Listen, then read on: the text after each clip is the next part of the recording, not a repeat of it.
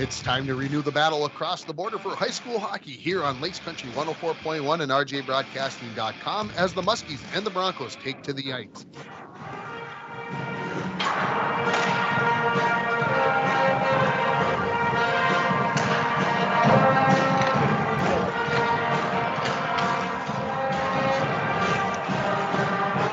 Source Home Furnishings, Northland Sales and Service, Revco Home Improvement, Arrowhead Transit, Howard's Cenex East, Tigani Construction, Napa Auto Parts, St. Thomas School, Rainy Lake Houseboats, KDR Boutique, Jay's Auto Repair, Worley Motors, Rainy Lake Oil, Green Larson Mortuary, Hometown Hobby and Crafts, PCA, City Drug, D. McCool Transport, West End Motors, Enbridge, Service Master, Snap Fitness, the Great Bear Trading Post, Nickel Lake Lumber, Up North Builders, Cape, The Dent Shop, North Star Electric, Harold McQuaker Enterprises, Norland Oil, Nelson Salvage and Recycling, Beyond Aesthetics, the Rainy Lake Medical Center, Ed Kahn and Sons, Ekman Motors, the Outdoorsman's Headquarters, Seven Generations Education, the Falls International Airport, Studio B Flooring, Domino's, Northern Lumber,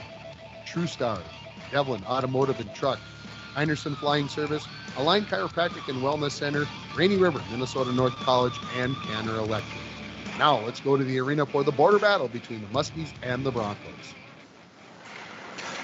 Good evening, hockey fans. Welcome to the Border Battle Part 2 for 2022-23. It is the International Falls Broncos against the visiting Fort Frances Muskies in another classic girls hockey battle. So glad you could join us tonight. Joey Payer on the play-by-play alongside Mike Bolstad here at Bronco Arena. And Mike, it is a chance for the Broncos to get a little bit of redemption here after a tough opening battle between these two teams earlier in the season. Yeah, about a month ago, Fort Frances came up on top on that. 5-2, I believe, was the outcome of that game. I never did get over to Fort Frances to watch that game, but I heard it was pretty competitive. Absolutely.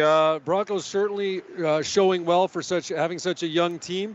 Muskies also on the younger side this year with the 9 seniors graduating last year and then losing a couple in the off season as well, or earlier here in the season.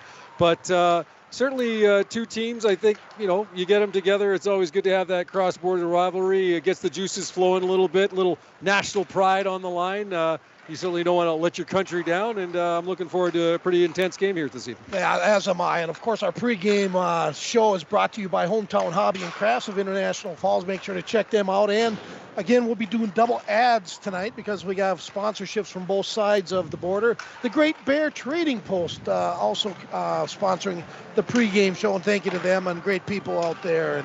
And, yeah, that should be interesting. And you know what our most difficult job tonight's going to be? What's that going to be? Getting in the ads. So we need our customers or clients or people that are listening, our listeners, to understand that we might have more ads or commercials going on in the pregame here than normal because we got a lot of ads to play, and hey, without them we don't have the game, Joey. This is absolutely right. Plus the fact that the poor folks are going to have to listen to you and me for 3 periods at least. If there's not, in case I don't know if there's overtime tonight, but yeah. So I think they'll mind the commercials. A little bit of a break from you and me. Yeah, the Fort Frances team, of course, missing one of their better players out with an injury, I believe, in the Beaver Bray game, and she's one of their leading scorers. How bad are they going to miss her? Definitely Hayden Allum, forward number 17, a grade 11 player for the Muskies. She's really progressed well as the season has gone on for Fort Frances and has been a big part of their offensive production. Coach Bliss bringing me over here on the drive over across the border, saying he was so excited for that Beaver Bray game. It was the first time since he couldn't remember that they actually had 9 healthy forwards and 6 healthy blue liners to go into a game. And all right, here we go. We're going to get things rolling. And then, unfortunately, Hayden suffering a severely either sprained or even broken wrist during the Beaver Bray game, a fall, I believe, leading to the injury. So an unfortunate loss there. Hayden, a very hard-working player, really leaves it out there on the ice every single time, and her loss will be felt by this team as well. Blue liner Eva Gerstner out illness right now. Hopefully they're going to have her back in the lineup soon. But rest of the team fairly healthy. coming in with a 13-11-1 mark overall for the season.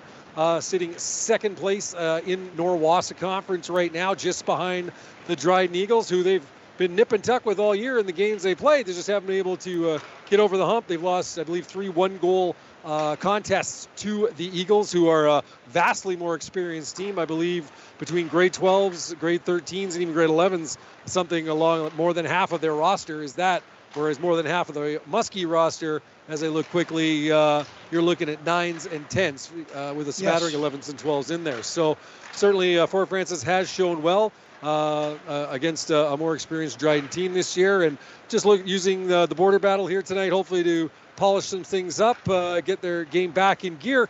Coach Bliss saying that they played 6 games down in Blaine, some exhibition games over the holiday break. They didn't win any of them, but he was very, very happy with the work ethic that they showed in those games. Then they came home, took on Beaver Bray and Norwassa last week, and it was he said a significant letdown in terms of quality of play on the Muskies' part. Beaver Bray having a very difficult year, and he felt like the Muskies maybe played down to the level of their opposition. In that contest. So he's looking for a little more consistency from the black and gold. Definitely wants to get them back into good habits here tonight in the border battle. And then they've got a big one tomorrow night, heading right up to Dryden to face those Eagles in the conference. So he wants to get things going here in a good direction quickly. Yeah, and looking over on the other side, the Broncos, talking to Aaron Hall and Rachel Helloyd, head coach and assistant coach, talking to them before the game. And we talked more about how the team's doing. Everybody knows their record. They're struggling with wins and losses, but both of them said the team's improving. And as an ex-coach, that's kind of what I looked at more than anything, especially midway through the season, is where are we at now compared to where we were at the beginning of the year back in November. And it's ever improving. Finally, we got a youth program with 10 U teams and 12 U teams, which basically we didn't have, and a lot of these girls that are playing varsity hockey right now for the Broncos never played any 12U or 10U. So the program's getting back up on the up where it should be, and it's going to keep getting better, Joey. And much like Fort Frances, it's very young. 14 players I just counted, grade 8, 9, and 10 on the Broncos roster. That's a lot of players for a high school team to have that young. But like you said, looking forward to the future. If they can keep this group together and keep building, can you imagine how good this program is going to be in 2 seasons from now, 3 seasons from now, 4 seasons from now, with all the experience that these young people are getting, young girls are getting right now? They're going to be so much better off for it down the line here, and I think things are going to turn around for this Broncos program in a really big hurry. I think so too. Again, you are listening to KGHS 1230 AM, 95.3 FM, and our rjbroadcasting.com, and also on your live event with Dwayne Etienne. We're going to go away for 3 minutes, play some of those ads we need to do, Joey. Absolutely. Hi, this is Chris Lassila, Vice President and Branch Manager of Border Bank. If you own a business, you know how important having the right banker is to the success of your business. At Border Bank, we are proud to have earned the reputation of caring for our customers' business as if they were our own. We're more than business bankers, we're partners, and our customer success is our ultimate goal. If your business could use that kind of attention, reach out to me to explore what business banking at Border Bank can do for you. We're Border Bank, partnering with Northern Minnesota businesses since 1935. Member FDIC. Coke knows there's nothing better than the beat of the summer. From low-key to hyped up. So we're helping you and your friends drink it all in with 100 days of artist experiences, tracks, and concerts with the best names in music, all at Coke Studio. Drink, scan, and enjoy your Coke so you never miss out on the amazing offers we're dropping this summer. Okay, not gonna lie, that was pretty good. I'm dreaming of a world where thinkers and doers collide. Where technology creates pathways for new opportunities and ideas. I want to ask questions and shape the answers that lead to real and meaningful advancements in this digital era. I'm going to innovate the world someday.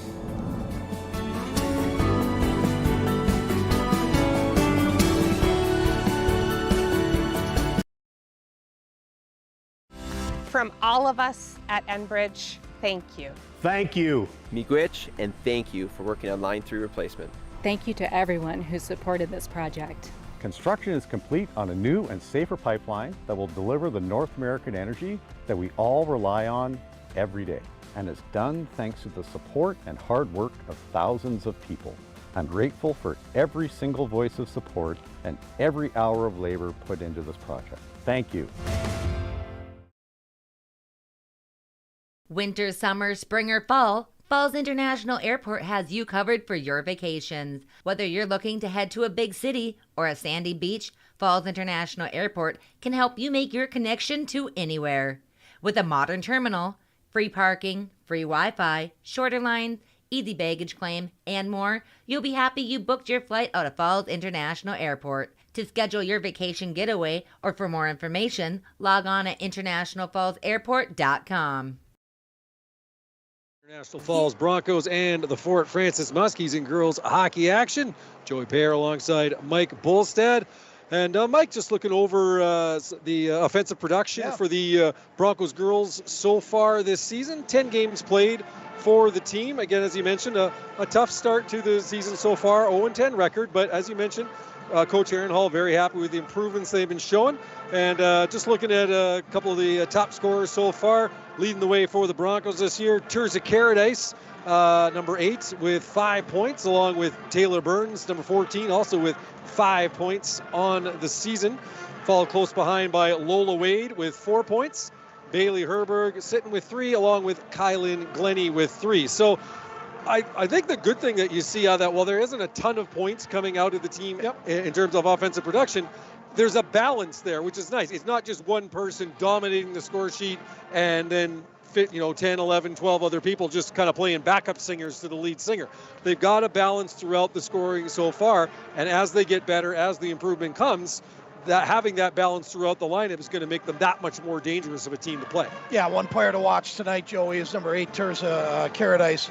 Very good player, young gal out of, I believe, Rainy River, and she transferred over here with her older sister, the goalie, about 3 years ago, and she's been a great asset for our program. Absolutely, and it's nice that, that the smaller towns are able to reach out to other centers and are able to still attract that interest to come and join their program, because it's got to be a tough sell to talk someone to coming away from their home area and go, you know what, we've got a good enough program that it's worth the travel, it's worth all the extra time you're going to have to put in, but we want you to be part of our program, we want you to be part of us getting better, reaching an elite level. And again, people like Terza coming over here really shows that the Broncos, I think, are doing a fine job in terms of attracting interest in the program. I agree, and that's how you do it. You build a program, players want to play here, and that's what they're trying to do here now that we got the 10Us and the 12Us playing. And same thing with our boys program is we got to keep adding assets, and then players will want to come. So you talk about that U10, U12 programs. I mean, that feeder program,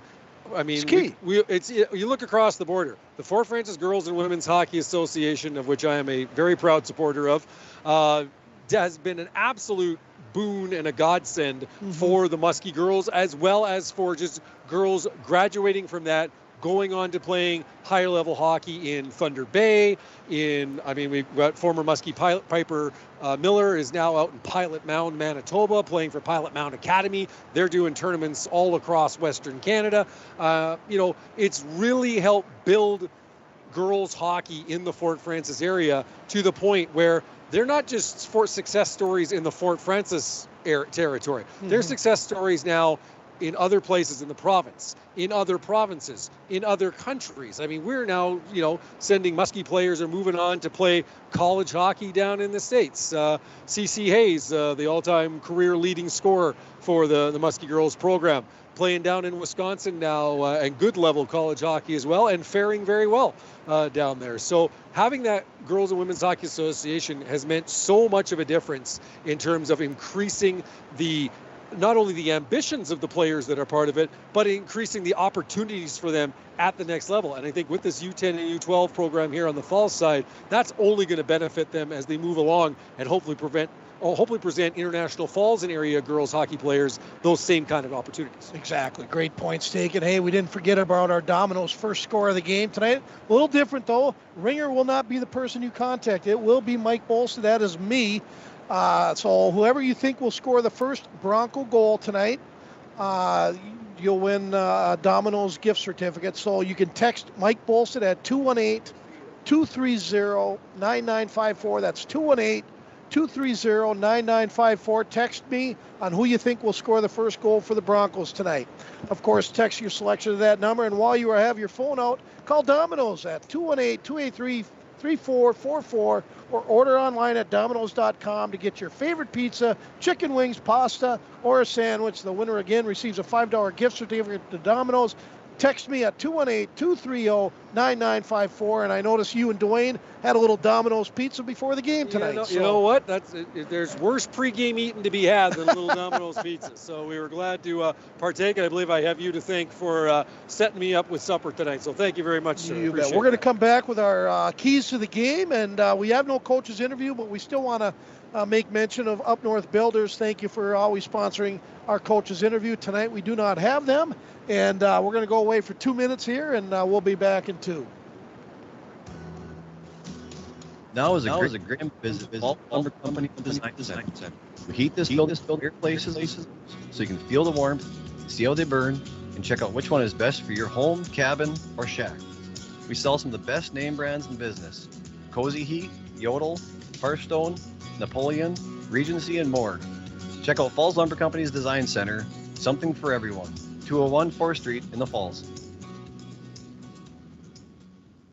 Winter got an early start this year, and the Sports Shop has a great selection of winter sports gear in stock. From hockey skates to figure skates and hockey gear to sticks, and we have you covered from head to toe. Of course, we will offer skate sharpening, heat fitting, and skate repair. Snowshoes are a great way to get outside and enjoy the winter wonderland, and the Sports Shop has snowshoes for all ages. We're restocking our supply of Bronco apparel, and have your students stop in to try on that Falls High leather jacket. If you're already thinking about spring, we have bikes in stock, and we do bike repairs all year long. All of this and more at the Sports Shop in downtown International Falls.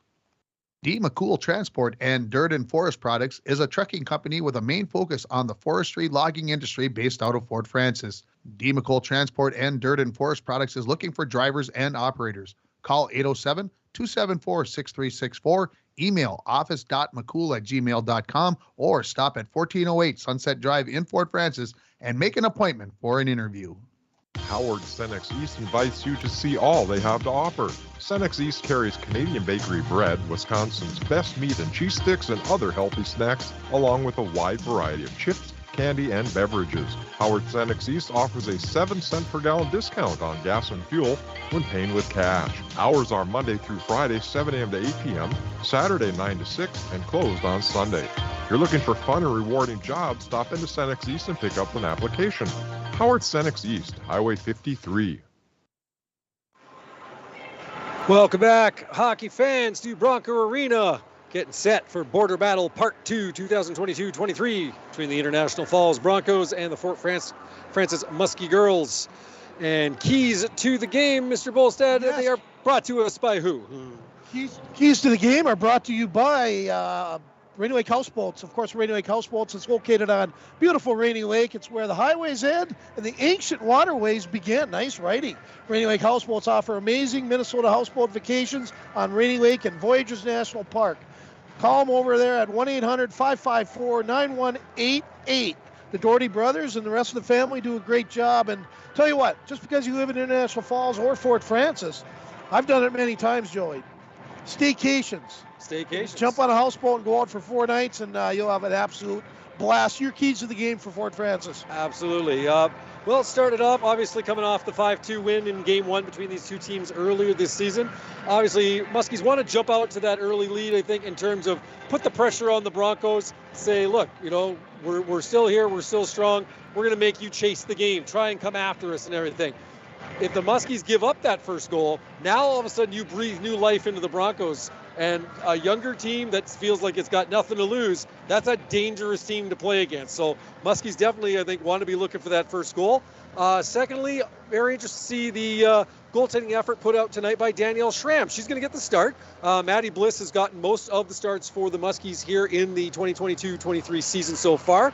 But looking to see how the great tenor Schramm holds up here tonight, and obviously a special night for her to get to play in one of these high-level contests, border battles. I mean, again, doesn't matter the records of the team, doesn't matter what's going on. This is an important game, always a special game for these two teams when they hook up. And consider we had 2+ years of COVID that kept us from getting to have these games. It even makes it more special this season that they're back together. And finally, Muskies, I think, safe to say, probably a bit of a speed advantage out there. They're going to have to be skating hard, make sure they're in on the forecheck, send one, send two, however many you want to kind of put the pressure on that Broncos defense, but making sure you're getting back on defense as well. Don't leave your defense and your goaltender hanging out to dry. So certainly important things for the Muskies to think about tonight. Well, on the Broncos side, what do you got? Well, the leadership. I mean, Bailey Herberg plays a lone senior back there on the defensive core. And of course, the Broncos kind of have to play well from the net on out. And that's in that order. They got to have good defensive play. And of course, Mara Pellin has played every game. This will be her 11th straight game she's played in. And she's been very good, about 86, 87% save percentage, which is actually pretty good for a team that's 0 whatever. We don't care about that record. That's the last time I'm going to mention it. So I would think the keys again would be the defensive play, and a young gal like Taylor Burns needs to step up. Lola Wade playing at center tonight. These are girls that have really improved and have some good offensive skills. So play well defensively, chip in a few goals, keep the score low. We need a 2-1, 3-2 type game, and the Broncos will have a chance in this one. I mean, I'm looking at the numbers for Mara Pellin right now, and considering, everything, I mean, you're talking 10 games played, 494 shots she has faced. Okay, so I'm not a math genius, but that tells me that's almost 50 shots a game. And we need Ringer here for that, Matt. I know, he's the ace on that. So 50 shots a game she's facing, and, she's got a save percentage of .852. Now, I'm sorry, but I'm going to say tip my hat and salute Mara for that kind of an effort, because it would be really easy to get down on yourself, to get shelled with that many shots every night and just kind of go, you know what, throw my hands up, I'm done. But she's not quitting in there. And, again, she's got a young defense in front of her. Like you said, playing from the net out is going to be very important. I think for the Broncos to see tonight and for the rest of the season going forward, got to take care of things in your own zone first. Make sure you've got everyone covered on the defensive side of things. Make sure you clear those rebounds. Get the traffic out from in front of the net so Mara can see the shots clearly. And if you've got a chance to get the puck out, don't half-effort it. Make sure it's getting out across your line, and then you can hopefully make an offensive push from there. So interested to see the playing in a 5-person unit, always important for the Broncos. I think even more so considering they want to try and limit that amount of shot opportunities for the Muskies. Exactly. Well, the Dirty Dozen's here. That's always a good sign. It's a big game. We're going to break away for 2 minutes. We're going to come back with the starting lineups here in 2 minutes. You're listening to KGHS 95.3 FM and 12:30 AM on rjbroadcasting.com and yourliveevent.com. I think time moves a little more slowly. We soak in clean, fresh, northern Minnesota air. We make time to pause, reflect, and find joy in the great outdoors. We share love and Minnesota kindness and spend time making giant memories with the ones we love. Memories sure to last a lifetime. Escape up north this season. Find your true north at Giants Ridge. A message from CAPE, Couchiching Area Prevention and Education. Be present. Most Falls High students do not feel pressured to drink alcohol by their friends. We learn from the past, live in the present, and strive for the future. CAPE is working together to empower the communities within Couchiching County through prevention, education, collaboration, and shared leadership to reduce alcohol and tobacco use among youth and young adults.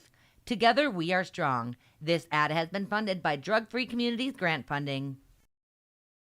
Proud sponsor of Muskie Sports and Lakers Hockey. Stop at 650 5th Street West to see Deganya's showroom, where you can look at their selection of cabinets for your kitchen or bath, prefabricated benches, and they can tackle that project for the interior or exterior of your home. With 35 years of experience, Deganya Construction can build anything from garages to custom-built homes. If it's time for an upgrade, you go to Deganya Construction. Call 807-274-2995 or like them on Facebook. Welcome back to Bronco Arena. Just about ready for the Border Battle, Part 2, 2022-2023. International Falls Girls and the Fort Frances Muskies. Your starting lineups for the Muskies, brought to you by Jay's Auto Repair. Jay's Auto Repair is your full-service automotive location for whatever your vehicle needs, whether it is tires, air conditioning, or mechanical inspections. Jay's Auto Repair at 858 6th Street West in Fort Francis is the place to take your vehicle. Call Jay's at 807-274-2323, a proud sponsor of Muskie Sports. Your starting lineup for the Muskies: in goal tonight, number 35, Danielle Schramm. On defense, it'll be number 2, Blair Cross, number 3, Avery Sinclair, and up front, it's going to be at forward, the center, Marley Bliss, along with wingers number 18, Tegan Mosbeck, and number 20, Courtney McCoy. Mike, the Broncos lineup. Yeah, our starting lineups for them, brought to you by the Sports Shop. For the Broncos, Sports Shop for honest service and fair price on bikes, hockey equipment, and more. Come to the Sports Shop. Starting lineups for the Broncos. In goal will be Mara Pellin. She wears number 31. At center ice will be Lola Wade. She wears number 9. Her wings will be number 7, Kiana Ford. And number 10, Sydney Lindahl-Satinsky on defense. Brenna Crosby, she wears 13. And the other defense will be Terza Caradice. She'll be wearing number 8. Our national anthem is brought to you by Einerson Flying Service. The national anthem is brought to you by Einerson Flying Service of International Falls, who has been serving the borderland community since 1948. Thor and his staff are proud Americans, proud to serve our community. Here's our national anthem. Zuh.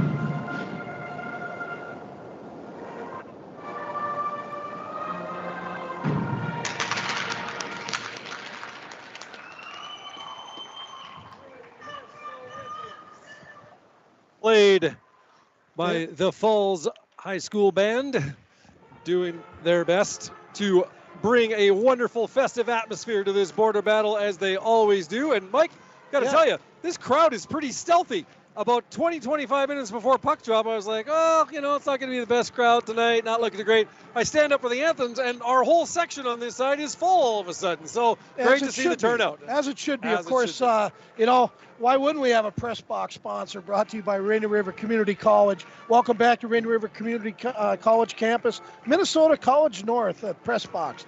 Start your voyage at Rainy River Campus. Your future awaits you right here in your own backyard. Rainy River Campus on Minnesota North College, 218-285-7722. How do you think? What do you think of that? I'm thinking that's if this is a press box, then you know what? It's old school, and I love it. I tell you, I always enjoy coming to Bronco Arena. It's not streamlined, aerodynamic, all 21st century fancy. This is where hockey should be played. What they call basically an old barn, right? But I agree. I love the old barns, and I'll always love the atmosphere in here. It's One fantastic. last point, if you have relatives, whether you're from Fort Francis or from International Falls, out of town, you can go to rjbroadcasting.com, rjbroadcasting.com, okay? And you hit the listen live on 12:30 a.m. oldies, and you can listen on your computer or phone. So if you got relatives out in Vancouver about it, go to rjbroadcasting.com, hit the oldie station, listen live, and you'll be listening to Joey and I. Absolutely. Joey, you ready? We are ready to go. Glad to see you, man. God bless you. Glad to be here. I'm so happy you're here because, we'll talk about that later. We'll talk about that later. You're a lucky man. All right. Ready for the opening face-off. It's Marley Bliss for the Muskies taking on number 5, Ava Werner for the Broncos. Little change there. Little change there. Let Lola Wade down in the starting lineup. That's all right. We adjust on the fly. Muskies bringing the puck into the Broncos zone. Bliss trying to move it along the left side boards, but it's picked up there by Terza Paradise. She leaves it back the opposite direction for Sydney Lindahl-Slatinsky. Comes to the front of the net, cleared away by Brenna Crosby into the corner. Muskies putting on the early forecheck. Broncos now looking to bring it out, and it's Paradise. Moves it up to center, fans on the pass, now sends it in. Deep in the Muskie zone. Broncos will change, and back for it is Blair Cross, number 2. Cross sends it over to the far side to Courtney McCoy. McCoy has it stripped away from her, and coming away now is Taylor Burns. Burns in on the left wing. She'll slide one wide into the right corner. Picked up on the far side, centered, no one there for the Broncos. McCoy will dump it out and get it to center. Pushed ahead by Kira Farrington. Farrington now working her way down the left side. Centers! Oh, what a chance in front. Piper Cross had the puck go off her stick and just wide. She was staring at a wide open side of the cage. Couldn't get all of it though. Great opening chance there. Cross now on it again. Looking in front, the deflection. Tipped there by Carson McQuaker. Covered up. And now, wait and see. We're going to get a call on this one. Or was it, no, sorry, because Mara Pellin's mask coming off, leading to an automatic stoppage in play. 1 minute 15 gone here in the opening period. 17-minute periods for those of you listening on the Canada side, not the regular 20 we're used to over there. That's right. Here is McQuaker now, trying to get loose off the face-off circle. Broncos, though, pick it up, send it back to the point. Ophelia Lucas Engberg for the Muskies sends it in deep behind the net. And now grabbing it is Werner for the Broncos. She sends it around the outside, kept it at the left point by Jersey Calder, the captain for the Muskies. Lucas Engberg's shot hits the body in front. It's loose in the crease, and Pellin finds it in time, gets her glove on it, and brings about a stoppage in play with one.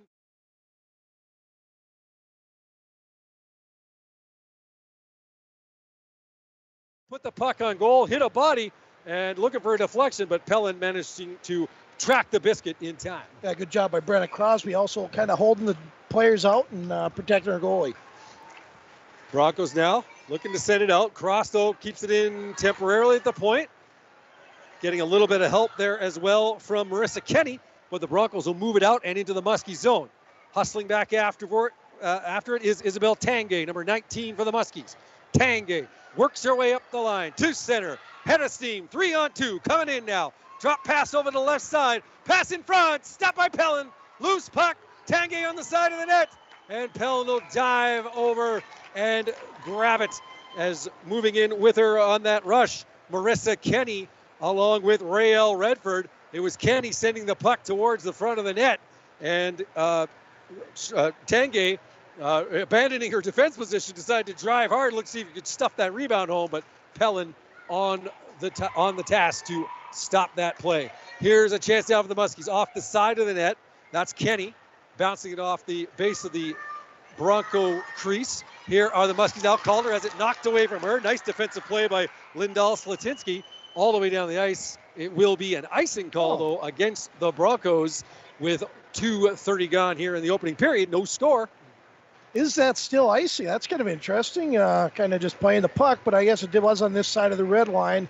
But boy, my thinking was that I was wondering if they were going to call it because when Lindahl-Slatinsky jousted at the puck. Yeah. I'm wondering if it had caught a piece of Calder's stick on the way out of the zone that would have negated it, but apparently the linesman saw it differently. Muskies back in behind their net, picking up the puck and trying to move it out of the zone right now. It's Courtney McCoy. McCoy leaves it behind in her zone. Now they get it to center. Broncos, they'll pick it up at the blue line. They'll try and move it out. Here on the left wing side, it is Kylan Glennie, number 18. Glennie moves it into the Muskie zone. Fort puts it right back out. Glennie will pick it up at center. Her backhander goes deep into her own zone. Hustling after it now is Terza Caradice. Caradice stops, being watched by Marley Bliss. Tries to move it up the ice. She does. Gets it up to Taylor Burns. Puts it off the boards and into the Muskie zone. And back for it is Blair Cross. Cross wheeling her way up the right side. The pass up. Moving up is Carson McQuaker. McQuaker in on the right wing side to the circle. She'll stop. Drop pass to Cross. Cross top of the circle. Tried to get a shot off. Good defensive play by Savannah Valentine to knock it away from her. Valentine now trying to strip it off of Piper Cross. Cross moves that around to the far corner. Picked up on the far side by Tessa Hasbargen. She tried to get it out. That's intercepted by the Muskies. They'll keep it in on the right wing side. It's McQuaker. Back to the right point to Blair Cross. To McQuaker. In on the circle. Tries to center it. Intercepted there by Werner partially. Battle in front. And Pelland manages to find the puck. Gets a cover on it and holds on. 3:58 gone here in the first period. No score. Say what you want about names on the back of the jersey, but I'm sure it helps you immensely when you're broadcasting the games, because it's a little easier when that name's on the back to help you out. Well, that's why you pay me the big money, my friend. And even if there are no names, I got to know the names. You still got to know. That's right. Exactly. So. Am I paying you big bucks? We'll get back to you. We'll negotiate in the intermission. Here's Caradice now with the puck in behind the Bronco net. She'll backhand it on the far side to Lindahl Slatinsky, and the Broncos will get it out, sending down the ice. Will it have enough on it for icing? It will, and faceoff will be back down in the Broncos zone with 4:19 gone here in the first period. Much of the play in the Falls End at this point. They haven't really been able to get too much in terms of an offensive rush going, but to be fair, the Broncos defense doing a great job of limiting the shot opportunities on Maripelland at this point. Great point, Joey, and that's what they got to do. Here's Caradice now. She'll try and work it up ahead to Kiana Ford. That's intercepted, though. Shot on goal. Quick shot by Marissa Kenny. Pad save there by Pelland. Puck sent in behind the Broncos net. Caradice will grab it there. Moving on to the far side to Lindahl Slatinsky. She can't get it out the left point. Calder, the long wrist shot. Just wide of the net. Kenny will pick it up on the far side. Drop it to Lucas Ingberg. Her shot blocked. Kenny will try a shot. There's another one. That goes off a skate and goes just wide of the net. Good pressure here by the Muskies. Calder's backhander. Now in the slot. Broncos trying to track it down. It's Lola Wade with it. She'll get it out on over the line. Knocks down Raelle Redford. Redford looks a little worse for wear getting up from that one. Dusts herself off. Now coming across is Calder. Calder into the left corner. Stops there. Bumped off her feet. Good defensive play by Kylan Glennie. And the Broncos will pick it up and move it out. It's Adrian Shasby. She has it stripped away from her. Shasby, though, staying after it. Good effort there. But it's Marley Bliss now for the Muskies. In across the line. Fires the shot. Pelland with a snap glove save. She'll hold on. No rebound. Face off in the Broncos zone. 5:30 gone here in the opening frame. No score here in Border Battle Part 2. Yeah, again.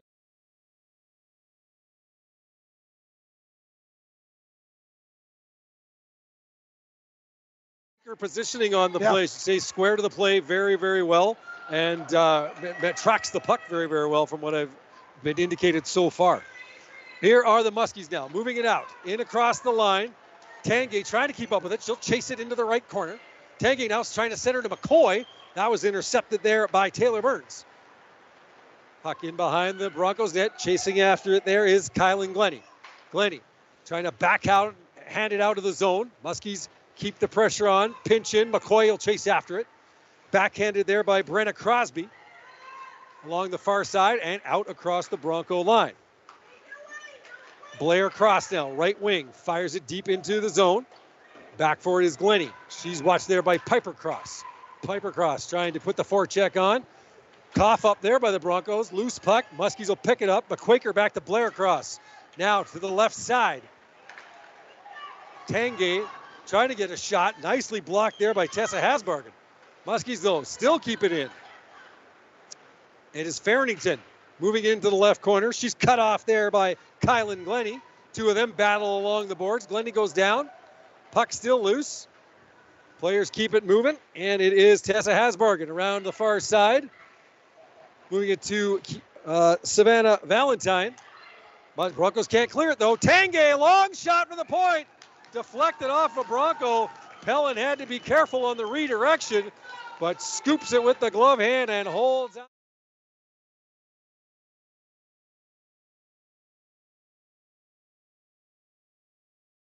Source Home Furnishings of Fort Francis, and also Napa Auto Parts of International Falls. Our scoreboard update 0-0.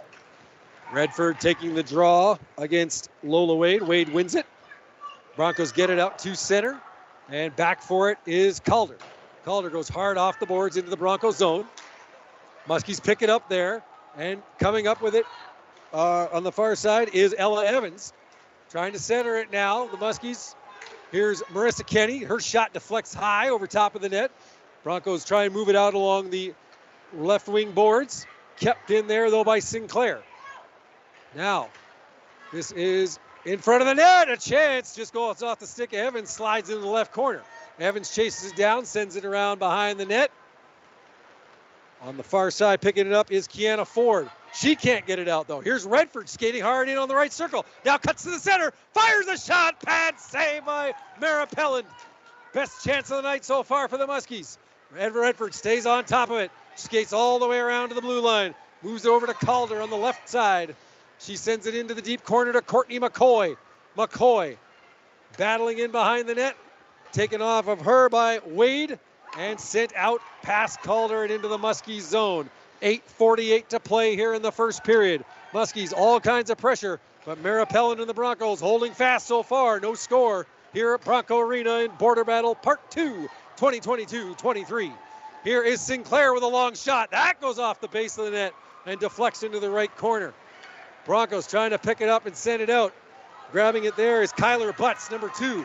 Butts, she moves it out across the line to center. Taken away from her. Good forechecking by Kenny. Now picking up on the left side and sending it in deep is Caradice. Back now, Lucas Engberg for the Muskies. Battling in the corner. Going up against Taylor Burns. Burns, good first forecheck of the period here by the Broncos right now. Trying to keep that puck in, but the Muskies will fish it out and get it into the Bronco zone, and Caradice will start a rush. She'll go to the left side to Adrian Shasby. Shasby moves it to Burns, who moves it into the Muskie zone. Fort, though, pick it up, send it off the boards, and out to center again. Caradice moves it ahead again, but picked off, and here comes Ophelia Lucas Engberg. Lucas Engberg has it knocked off her stick. Good defensive play by Caradice. Broncos move it now, trying to get it out on the left side. Muskies, though, intercept, move it in behind the net. Caradice trying to limit the damage here, but she has it taken away from her. Skating with it is Farrington. Moves it to the left point. Tanguay, the shot, pad save. The rebound was there and just out of the reach of Carson McQuaker. Broncos now a little bit scrambling in their own zone. Trying to get the puck to safety. Kept in. Nice play by Tanguay just on the blue line to keep it in. Farrington now to McQuaker in the slot. McQuaker fires! And Pellin with the grab and the hold to bring about the faceoff with 7 minutes remaining in the opening period. We are still scoreless. Yeah, our save or saves of the game, probably 3-4 in a row there, brought to you by Northern Lumber. Northern Lumber, free estimates delivered to your work site and paint matching. Northern Lumber, everything to build anything on Highway 53 in International Falls. Redford. Shesby, I think. Shesby? I apologize. Growing up, that was how it was pronounced. Bronco fans, I apologize for my mispronunciation, and I will not have that happen anymore tonight. Adrian Shesby. That's not my fault. That's all right. That's all right. Let's get this action going again on the far side. Around to pick it up is Evans for the Muskies. She's cut off at center. Broncos trying to bring it into the zone. They do manage to move it ahead. Clearing attempt goes off a body, but the Muskies get it out on the second opportunity. And here's Kenny. Moves it to Redford. A backhand feed to Evans just beyond her stick, or she was in all alone. Broncos try and clear it out on the far side. Sinclair will fire. That shot is blocked by Lola Wade. Muskies stay after it, though. Broncos pick it up. Looking to move it off the boards. Muskies intercept. Evans taken away from her. Centering pass and a glove save there off the redirection by Evans. The setup from the corner. That came from Kenny. And Ella Evans getting a stick on it, but Pellin up to the task, holds on. 6:03 to go here in the first. Yeah, what a save that was. And again, we want to thank all our sponsors, too numerous to mention. But again, thank you for supporting both Fort Francis and International Falls Broncos sports. Oh, we'll get them all mentioned before the night's over. You bet on that. Here's the Broncos now. Looking to start a rush out of their own zone, and coming up with it is Taylor Burns. Burns nicely pickpocketed by Marley Bliss. Bliss has it taken away from her, though. It's kind of a bit scrambly in the neutral zone for a good part of this period. Broncos now looking to move it ahead. Muskies pick it off at center, and Lucas Engberg, she'll try a rush in. Goes off the skate of Caradice. Broncos grab it, send it out to center, and down to the Muskie zone. And back for it is Tegan Mosbeck, number 18 for the Fort Francis Muskies. Mosbeck off the boards. Nice pass to Courtney McCoy. McCoy in on the right wing. Bothered there by Ava Werner. McCoy takes a physical shot from Werner into the corner and coughs up the puck. And now it looks like, oh no, puck was hit by a high stick.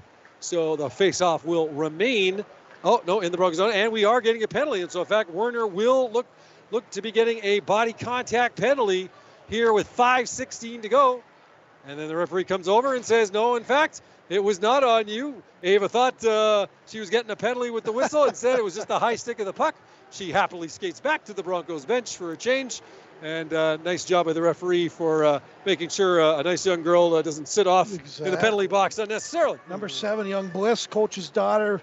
She's going to be a good player. Absolutely. I like how she hops around out there. Very, very good player. Two daughters on the team, actually. Oh, okay. Daughter Maddie is backup goaltender for tonight. Again, she's been the starter for most of the season for the Muskies, but getting the night off, and Danielle Schramm getting her chance in between the pipes. Hasn't seen too much action here in the first period, but as the Muskies have kept up a good forecheck. We got a offside, it looks like, at the Broncos line. 4:57 to play here in the first. I think on that shadow penalty, I think we've both looked at it. Kind of physical. Girls, of course, you can't check, but good refs will let a little bit go. Oh, now they'll let that one go, too. Yeah, let that one go, too. Had a trip there.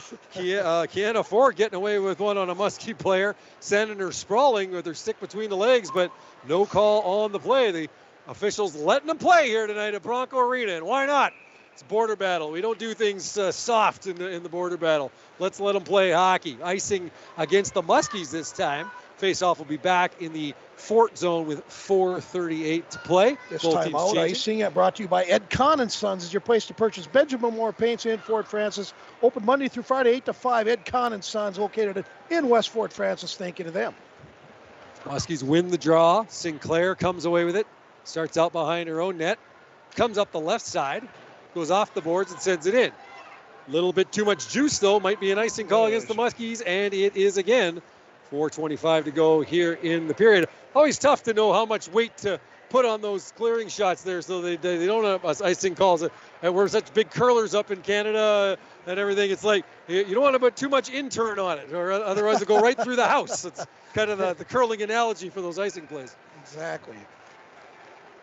Muskies win the draw. Redford picks it up, starts in behind her own net, being watched closely by Ava Werner. Broncos do a good job to keep the puck in the Muskies zone. Calder will try now. Stops, reverses direction, comes up the left-hand side.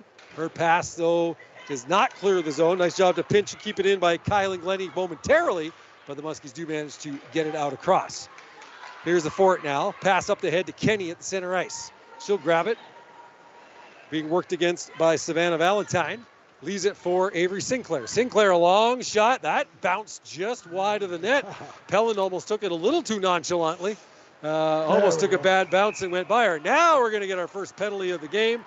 And it's going to be a body contact penalty. But this time it's going to be Kylan Glennie heading to the box for 2 minutes. So with 3:40 to go here in the opening period, Muskie's going to go on the power play for the first time tonight. This power play is brought to you by Mr. Sub of downtown Fort Francis. As a lot has changed since 1968. Get over there and get a sub. Mr. Sub, you been there? Oh, I love Mr. Sub. She's a sweetheart. Treat me well every time. Bliss out there along with Mosbeck and Farrington on the power play up front. Calder and Lucas Engberg back at the point. Broncos respond, trying to kill it off with a combination of Caradice, Ford, Wade, and Brenna Crosby. And the Broncos do get it out to center. Muskies backtrack and start to center, move it ahead. That pass gets away from Mosbeck, and the Broncos put it right back out. Muskies restart in the neutral zone. Calder with the puck on the left wing. She'll go cross ice to Lucas Engberg. Lucas Engberg now up the middle. Leaves it to the right wing to Mosbeck. Mosbeck walks in. The shot through the skates of Nadia Klausner, and Pellin had to make a good pad save on that one. Right wing side now. Bliss moves into the circle. Fires the shot. That goes off the skate of Crosby. Calder now, left point. Moves it to the far side. Lucas Engberg, right circle. Fires the shot. Stick save. Loose puck near the net. Muskies can't quite jump on it right away. Bliss now trying to stay after it. The Broncos will push it out. And moving ahead with it for the Broncos, it's Lola Wade. Wade cuts in on the backhand. Goes behind the net. Centers. Schramm stopped that one, and she'll cover up. Good penalty killing work there by the combination of Caradice and Wade to not only break up the Muskie momentum, but also get a good chance down in the fort end. 41 seconds to go in the penalty, 2:21 left in the opening period. Of course, the penalty kill is brought to you by, which is kind of amazing, the St. Thomas School. And why wouldn't the St. Thomas School sponsor the penalty kill? Love it. Cheers to the good folks at St. Thomas. Exactly. Here's the Muskies now. Coming hard on the left wing side. The centering pass to McCoy. That came off the stick of Piper Cross. McCoy couldn't quite reach it. Cross has got it now to the right point. Sinclair, the wrister, that's blocked. And here's a chance. Taylor Burns busting into the left side for the Muskies. Picks up the puck, shot on goal. Schramm the save. Good effort there by Taylor Burns, number 14 for International Falls. Muskies trying for one last gasp on the power play, but they will not get it as the Broncos send it all the way down. We are back to even strength. Muskies 0 for 1 on the power play so far tonight. Minute 35 to go in the first period. Broncos no score, Muskies no score. Here are the Broncos now starting up. It is Brenna Crosby. Tried to get it to center. That was picked off by Bliss. Bliss now moves into the right corner. Watched by Werner. Takes a bit of a push there. Bliss battling hard. Mosbeck with it. Trying to get it back to Bliss. Working against Crosby. Centering pass by Mosbeck for the right wing. That goes astray. Farrington picks it up. Goes to the left point. Blair Cross comes in. Pitches in, but taken down and into the Muskie zone by the Broncos on the clearing play. Muskies now move it up. 50 seconds to go here in the first period. Puck moved ahead to Bliss. That goes off her stick. Picked up there by Kylan Glennie. Gets it out to center. Muskies track down the loose puck. Mosbeck into the Broncos zone. Sent right back out by Glennie. By Crosby, rather. Crosby now gets another loose puck in the Broncos zone. She'll move it. Can't get it out. Redford picks it off right at the line. Moves in on the left side. Tried to get to the middle. Taken away from her. And coming up with it is Lindahl Slatinsky. And she sends it all the way down the ice. We'll get an icing call on that play. This play 13.7 seconds remaining in the first period. Face off in the Broncos zone. No score. This time all brought to you by Service Master. This time I was brought to you by Service Master. For a home that is professionally cleaned all year round, call Service Master at 283-4475. Todd and Gretchen will take care of you today at Service Master. Piper Cross taking the face-off for the Muskies. Lola Wade for the Broncos. She's now been kicked out of the face-off dot. And coming in to take the draw will be Sydney Lindahl Slatinsky. Muskies win the draw clean. The shot by Tanguay. Stick save by Pellin. She doesn't know where it is right now. Loose at the side of the net. Broncos managed to clear it to safety. 3 seconds left. Broncos are going to get it. Try and get out of the zone. They can't. But the Muskies won't get another shot opportunity. And that'll bring about the end of the first period. Lots of action in the Broncos end, but nothing to show for it for the black and gold, Mike, and we'll be heading to the intermission with these teams deadlocked at 0. Yeah, you're listening to Bronco Sports and Muskie Sports at KGHS 1230 AM and 95.3 AM, plus rjbroadcasting.com and yourliveevent.com. We're going to go away for 3 minutes. We'll be back then. Association recommends that all gas systems should be routinely inspected every 5 years. Lakes Gas in the Falls can check your gas systems on a regular basis. A gas system safety inspection only takes 1 or 2 hours and includes a leak test as well as a visual inspection of all your gas appliances. Lakes Gas has a fall special on gas safety system inspections right now, so call Lakes Gas for an appointment today. Lakes Gas, your local propane company since 1959.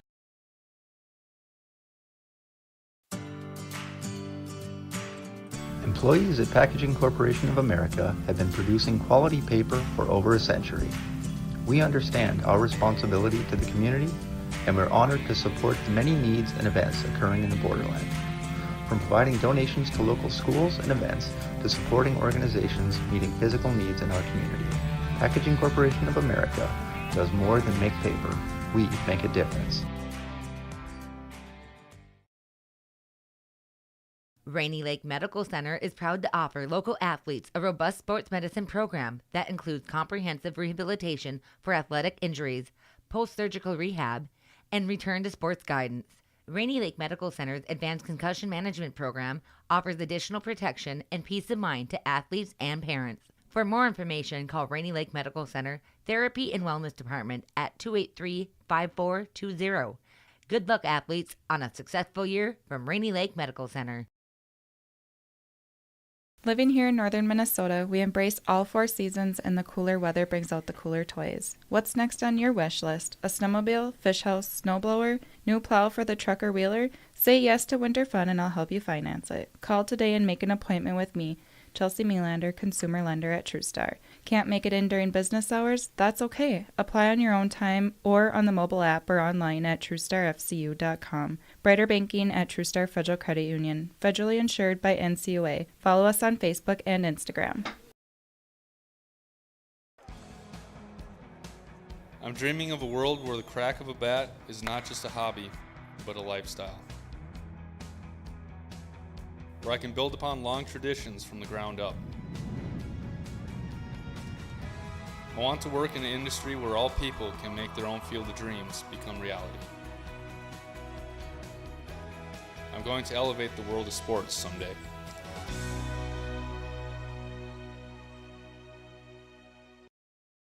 At 309 5th Street in International Falls. At Harold McQuaker Enterprises, we specialize in all forms of construction and gravel operations, providing earth moving, service, sewer and water main, aggregate and landscape supply, custom crushing and recycling of concrete and asphalt, construction and demolition, waste removal, disposal, and much more. Wayne, McQuaker Enterprises. I go 8 and then I hit 8 again, or that 8 and 2. Facility to facilitate the requirements of any 8 project. what? Call 807-482-2844 for a Once free it goes quote. through, what will happen? Harold McQuaker Enterprises. Welcome back to Bronco Arena as we are in Border Battle Part 2, the girls' version between the International Falls Broncos and the Fort Frances Muskies.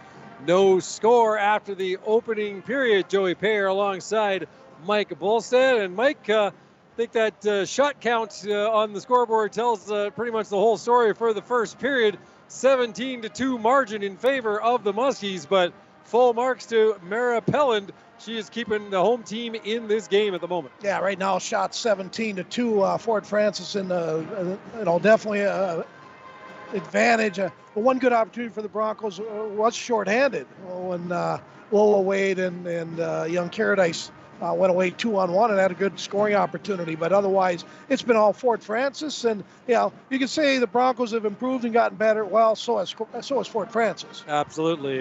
Their game since the last time these two teams played has picked up and, sharpened their edges on their game.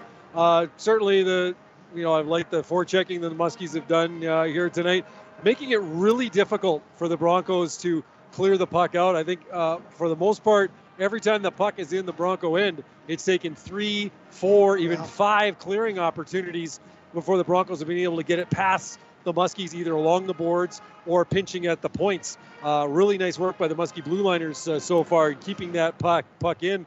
A couple of them dancing right on the blue line and still managing to keep that puck in the zone. So you got to be worried for the Broncos a little bit that continued pressure, eventually something's going to crack if you don't get a little bit more puck possession time, I think. Yeah, it comes down to, again, how much these kids have played and handling the puck and things like that. I mean, your brain wants to do something. You can see the young girls are trying to do something, and their brain is trying to do it, but the brain to the stick, not really going all together. And I think hockey people understand that. It's just there's a lot to this game, and the young Falls girls they're getting better at it. But it's something that you need to be doing for a long, long time, and they are getting better at it. But that's again lack of not playing a lot as youth and then trying to pick it up as older kids, and they're working their butts off though, and that's all you can ask from them. Absolutely. And not only the experience factor the Muskies bring into this game with a much older roster, but also game experience this season.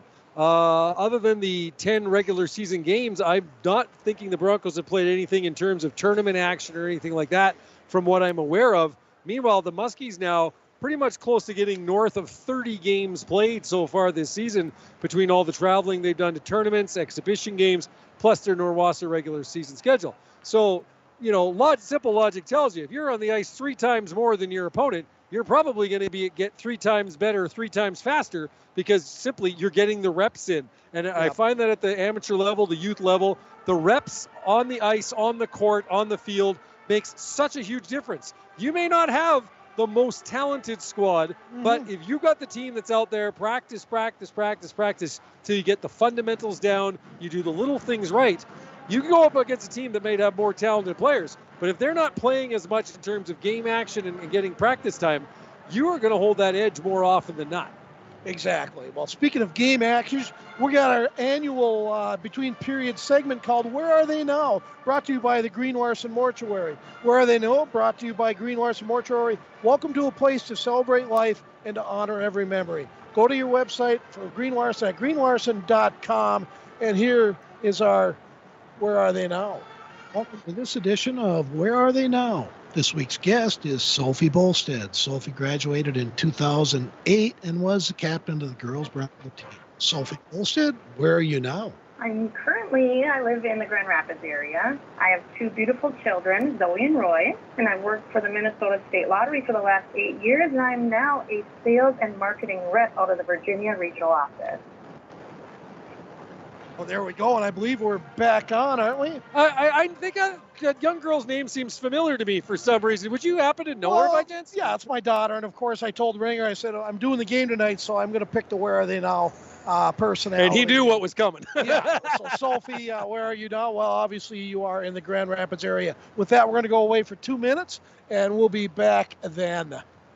Rainy Lake Medical Center is proud to offer local athletes a robust sports medicine program that includes comprehensive nothing wrong with little nepotism. Athletic injuries, surgery, rehab, and return to sports guidance. Do all read the reads, the ins and outs. Program offers additional protection and peace of mind to athletes and parents. For more information, call Rainy Lake Medical Center Therapy and Wellness Department at 283-5420. Good talented in what he does. He's a good person too, which makes it's a huge thing. Absolutely. Cannot. Unfortunately, I think the station's probably going to run. If he goes back and teaching, he can still announce. If he gets the athletic director job. Oh, is he going for that? I didn't know he was going for that. But if he gets that, sale price is $80,125. Or this well, new Chevrolet Silverado 1500 RST. Sale price is only $600. As much as Ringer Chevrolet, fine new. I'll be single. I won't be married anymore.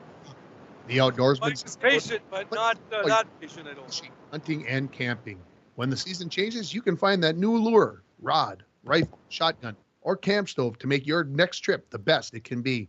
The Outdoorsman's headquarters has bait and all the necessities for your next adventure. Stop at the Outdoorsman's headquarters at 1130 3rd Avenue in International Falls or call them at 218-283-9337. Before you shop elsewhere, check with us for the best products, the best prices, and the best customer service. Seven Generations Education Institute is proud to be sponsoring Fort Frances sports. Seven Generations Education Institute is dedicated to providing culturally enriched education to the Treaty 3 area. If you are wanting to further your education, choose SGEI. Head online to the number 7generations.org to see what Seven Generations Education Institute has to offer you. Welcome back to Bronco Arena. Score after one period in Border Battle Part 2, 2022-23. It is the International Falls Broncos and the Fort Frances Muskies girls hockey teams locked up in a 0-0 battle at the moment. Your first period summary, not much to talk about. Do you have a summary sponsor there, my friend? Yes, we do. Shop? How about the Dent Shop? The Dent Shop at 1712 First Avenue West is the place to take your vehicle when you have a fender bender. They also have Rhino Pro protective linings, car starters, and lithium batteries. The Dent Shop, make sure you give them a ring at 218-285-9593. And the opening period summary, pretty simple. No goals, obviously, on the board. Just the one penalty in the period going to Kylan Glennie at the 14:53 mark for a trip. Muskies, however, unable to capitalize, so they are 0 for 1 on the power play. Your shots on goal after one period. Muskies firing 17 at Marapelland in the Bronco net. Broncos only coming up with 2 so far against Danielle Schramm in the Fort Frances net. But that being said, Mike, for all the advantage in play the Muskies have held, the Broncos are still even, Steven, and still are in good position to win this hockey game. Well, they sure are. And again, that's what the coaches are telling them in the first period. Okay, we maybe not played our best period of the year, but the game's still 0-0. So, again, that next goal, and you mentioned it right away in the game keys as far as Fort Frances need to score and probably score early and get that momentum going. That has not happened yet. That's why we see zeros on the board right now. Absolutely. And again, big tip of the cap to Mara Pelland for the effort she put in that first period. Several top-notch saves that she laid down to make sure that the Muskies did not get that early goal. And she's been challenging there. She's had bodies in front of her. She's had pucks at the base of the net.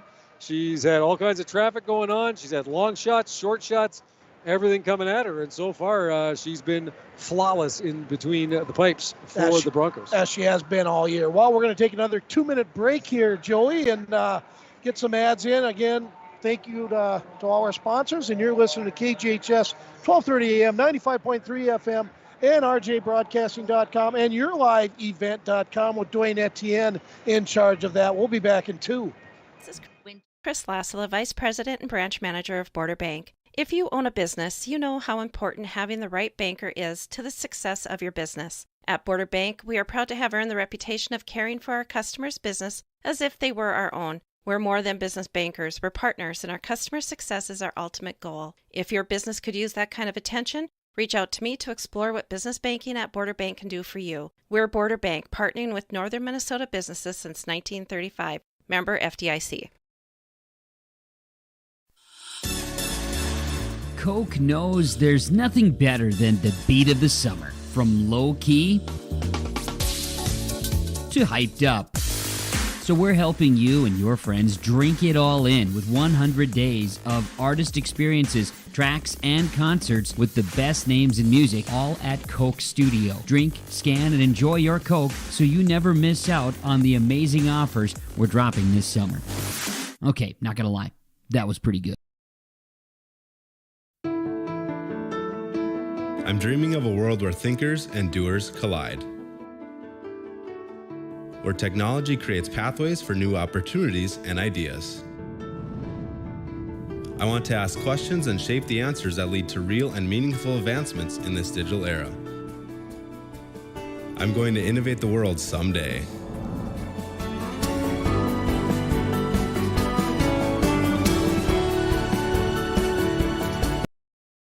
Rainy Lake Oil at 1-888-LAKE-OIL. Larry and his staff will take care of it all. Go Broncos! Welcome back to Bronco Arena. The band is playing, the crowd is clapping, and the border battle atmosphere is in full effect here tonight as we handle part 2 of the border battle here between the International Falls girls Broncos and the Muskie girls hockey teams. No score after one period. Little update from out of town for you in International Falls boys hockey action. The Broncos out in Rock Ridge, I believe. That is Evelyn, Virginia. They merged into a school called Rock Ridge. Kind of a nice deal for them, huh? Not a bad deal. It'd be nice if you could go to 2 or 3 different towns to get your players. But after one period, Rock Ridge leading the Falls Broncos boys 2-0. Hopefully the Broncos be able to put a rally on in that one. Broncos girls looking to not rally, but get the lead here on their visitors from across the river here in the Fort Frances Muskies. We are scoreless after one period. Shot on goal there by Blair Cross, turned aside by Mara Pelland. Muskies now putting the pressure on in the Broncos zone. On the far corner, picking up there, moving it out. Kylan Glennie trying to get up the right boards. Bliss keeps it in though. Muskies will pull off at least a partial change. Still keeping the pressure on in the Falls end. Here's Caradice now. Backhands it to the far side around the boards to Sydney Lindahl-Slatinsky. She gets out center. Intercepted by the Muskies. Loose puck in the neutral zone. Broncos, nice job to move it ahead. But it'll be Calder picking it up for the Muskies off the boards and into the Broncos end. Back for it now is Kylan Glennie. She looks to move past 2 Muskie forecheckers. Having trouble with Piper Cross though. Broncos do get it out to center. Puck sent out and then driven right back in by the Muskies. Piper Cross tracks it down in the left corner. Sends it around the far boards. Kira Farrington looking to pick it up there. Swept away from her. And the Broncos will move it out. It is Adrian Chesby. Chesby, you're doing good. Thank you. Adrian Chesby with the puck in the neutral zone. Now on the right wing side, moving it up. Taylor Burns, she has it taken away from her. Calder picks it up. She's battling through 3 different Bronco skaters. Puck sent into the Muskie zone, and back for it is Piper Cross, rather. Cross now, long pass, trying to hit Farrington on the fly. That missed everyone, and it'll be an icing call against the Muskies. 2:04 gone here in the second period, no score. Kind of a slow start to the, second period. And again, that's what the Broncos want right now. They want the game to get slowed down a bit. Lots of whistles. Exactly. The more they can muck it up in the center ice and limit the Muskie speed on the rush, the more it's going to benefit the purple and gold here for sure. Muskies now looking to move it out. Broncos, though, keep it in with a nice play by Savannah Valentine. Her shot goes around the boards to the far side. South centering pass. Valentine gets it back in the slot.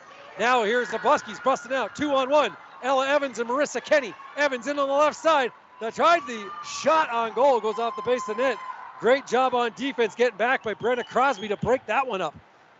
Now a chance. Redford, a quick shot. Stick save by Pelland. That went off the shaft of the stick. Sinclair's long shot goes into the far left corner. Broncos trying to move it out. Blair Cross can't quite do it. And we delayed offside, and the Broncos with a chance to move it out as Bailey Herbert gets it. Send it into the Muskie end. Broncos bringing it in offside as Ava Warner had not cleared the zone before Tessa Hasbargen brought it across. So we'll have a face-off outside the Muskie blue line with 2:57 gone in the second period. Yeah, I'm not sure if that was Evans or Redford that carried the puck in Evans. there. Yeah, kind of scared it into the corner. Nice coaching moment. I'm guessing Coach Bliss got a hold of her and said, skate at the goal, not towards the corner of the net. Yeah, kind of made it a little easier for Crosby to kind of direct her to off to the corner, but still take nothing away from Brennan Crosby. Great defensive play to break up the odd man rush. Yep. Odd player rush. Let's get my terms proper here. I don't think the girls mind that when you do that, though. Here's the Broncos now trying to center it. That goes far into the left corner. And moving it out, the Muskies, and now into the zone, hustling after it. It is Mosbeck. Mosbeck, and a great defensive play back. Bliss with a shot, though, just wide. Stick was knocked out of the hands of Kylan Glennie, who came back and made the original defensive play. Puck squirted out and was loose in the slot, and Bliss whistled a wrister just wide. Now we got a bit of a pileup in the crease. Let's see what the call is here. Not sure if Pelland was on top of the puck. What's going to come out of this one? Some upset feelings on both sides after that collision near the net, but nothing comes of it. Face off in the Broncos zone. 3:40 gone here in the second period. Still no score between the Broncos and the Muskies. Broncos move it out to center. Picked up there by Isabel Tanguay. Tanguay up the left wing side to Kira Farrington. Farrington now hustling in across the line. Makes a move. Cuts to the end boards. Trying to center it. That was intercepted on a nice play by Lola Wade. Broncos trying to clear. They can't. Farrington's got it. Looking to go in front to McQuaker. Now back to the left point. Tanguay. She thought about shooting, then decided at the last second trying to pass to Farrington. That was blocked, but Farrington gets it back on the left corner. Farrington now in behind the net to McQuaker. McQuaker centering off the body. Scores! The bank shot cashes in for the Muskies.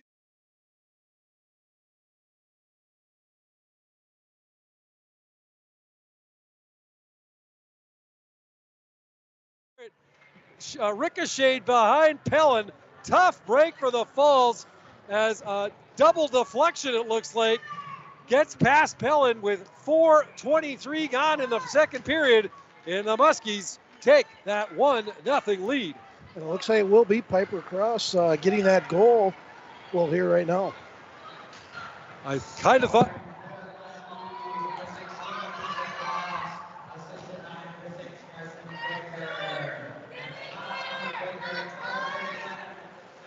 So it is Cross, Piper Cross from Carson McQuaker at the 4:27 mark to make it 1-0. Now another chance for the Muskies. Redford hustling in. She's got Evans on the far side, can't get the puck to her.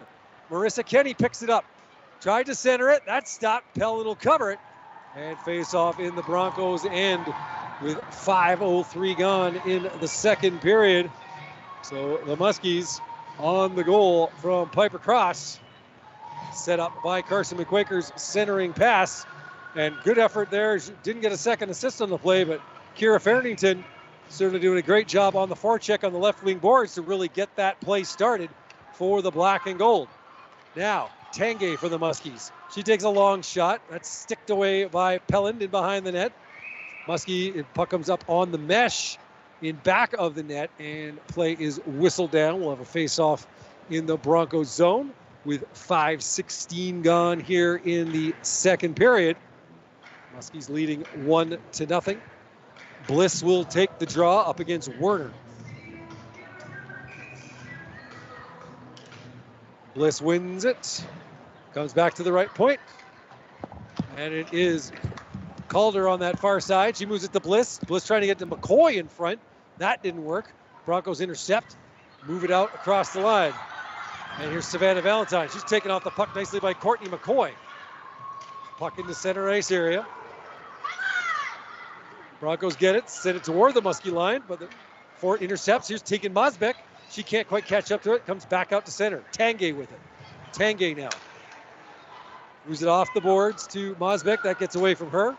Put back out to center by the Broncos. Tanguay coming in again now. Tanguay in across the line. She loses possession of the puck.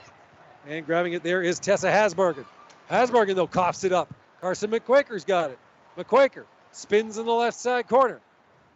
On the left wing boards, goes to Tanguay. Tanguay fires the shot. That goes wide of the net. Didn't get all of it. Now it's Piper Cross centering it. And McQuaker tried to get stick on it, but was knocked, or Farrington rather tried to get stick on it, was knocked off her feet in front. Puck set down in the Muskie zone. Back forward is the black and gold. Broncos do a quick change. Muskie's trying to catch him sleeping, though.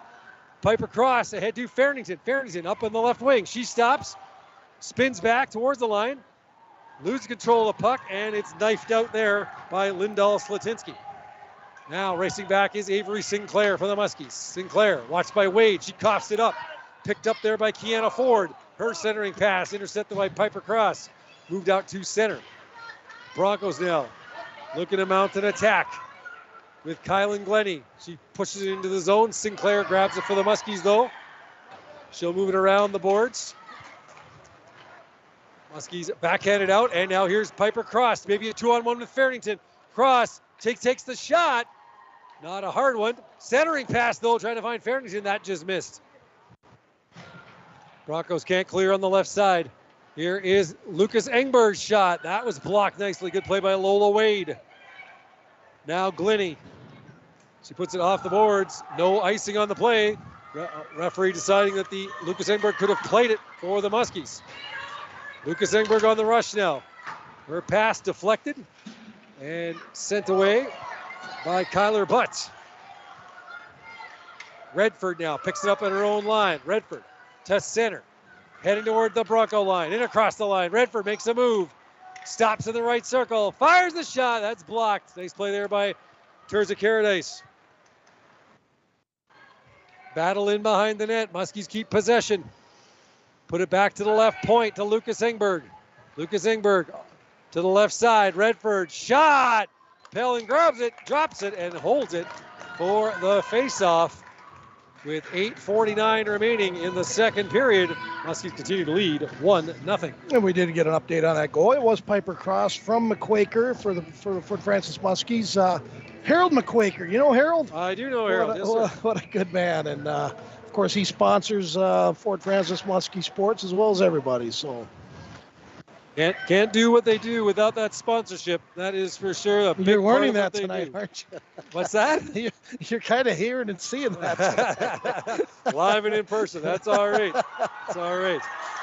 Here's the Muskies, or the Broncos now, pushing it across the line. It's Butts. Leaves it for Chesby. That's taken away from her. Puck out to center. And Tegan Mosbeck brings it in for the Fort. Mosbeck drops it to Marley Bliss. That pass intercepted.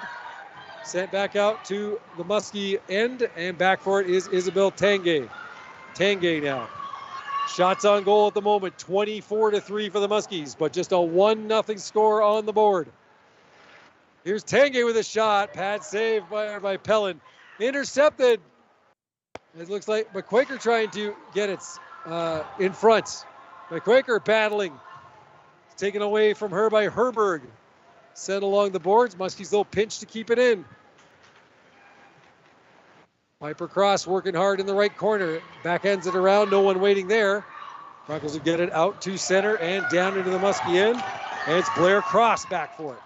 Cross watched by Werner and Valentine. Sends it ahead. It's fired right back in by Brenna Crosby. She was about to come off for a change and then hung around just to get that clear in before she went off. Here is Piper Cross. Puck taken away from her. Backhanded toward the Fort zone again. Tanguay back. Being watched there by Lindell Slatinsky. Puck sent up the boards. Left wing side. Wade's got it at center. Sends it into the Muskie zone off a Fort stick. Muskies pick it up. Piper Cross off the boards.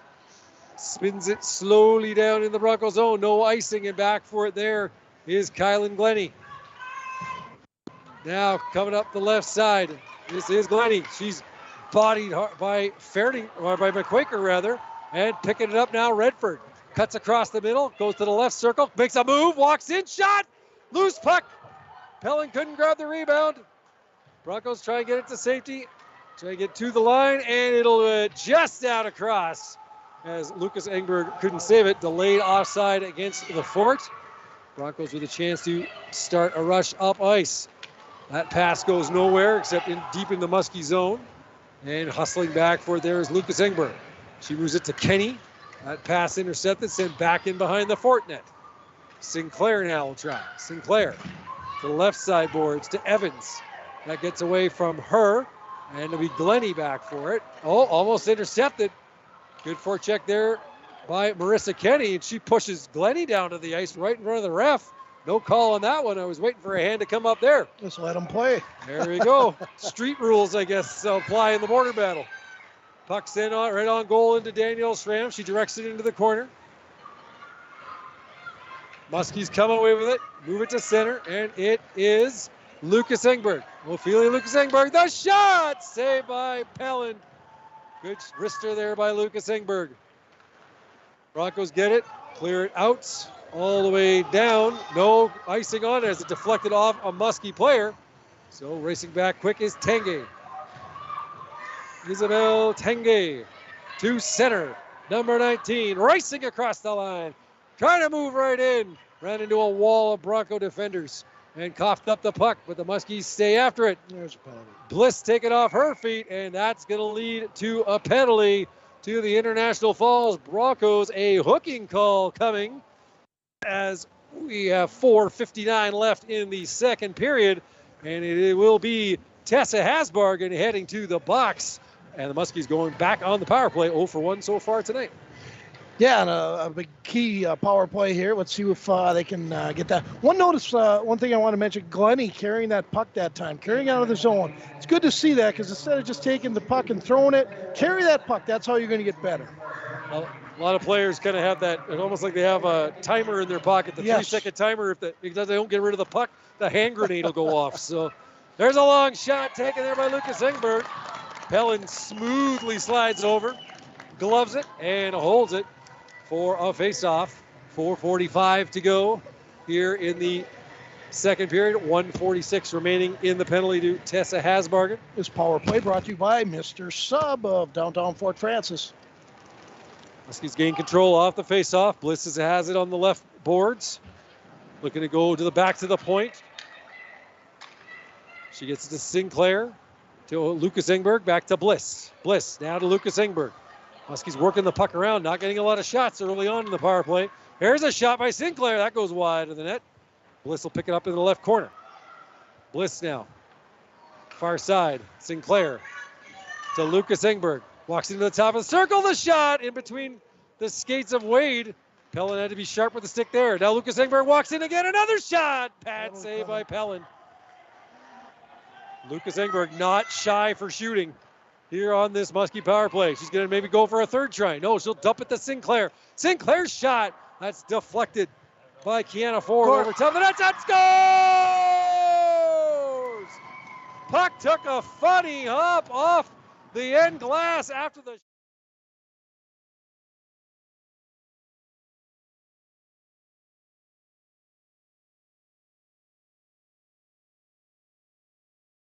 On the power play with 3:52 to go in the second, they have a 2-0 lead.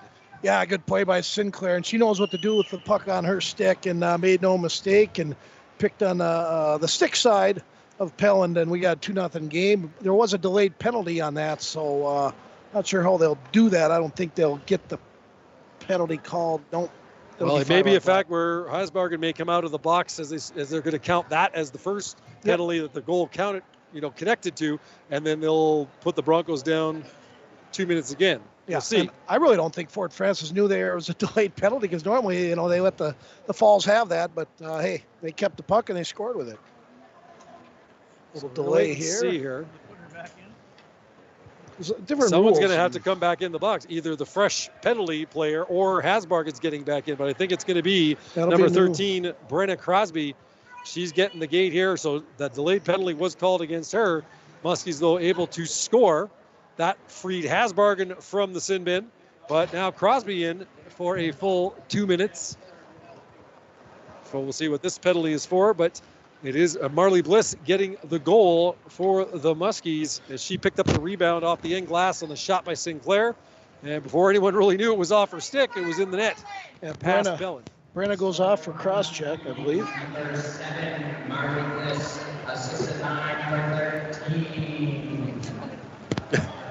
Time to go 3-2. There is no 13.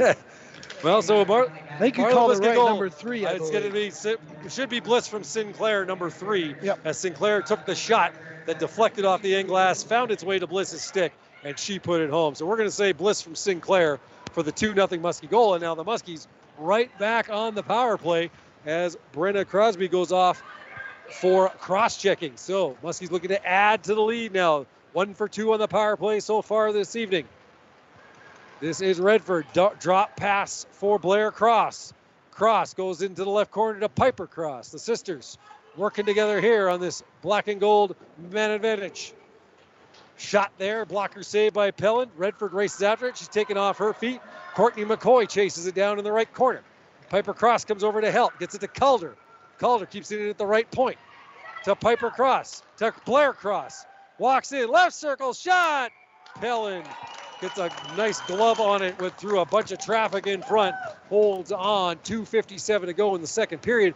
1:05 remaining in this Muskie power play. And this penalty kill is brought to you by Canner Electric for all your electrical needs, both commercial and residential. Stop at Canner Electric, 504th Street in the International Falls area. Or give them a call, 283-8319.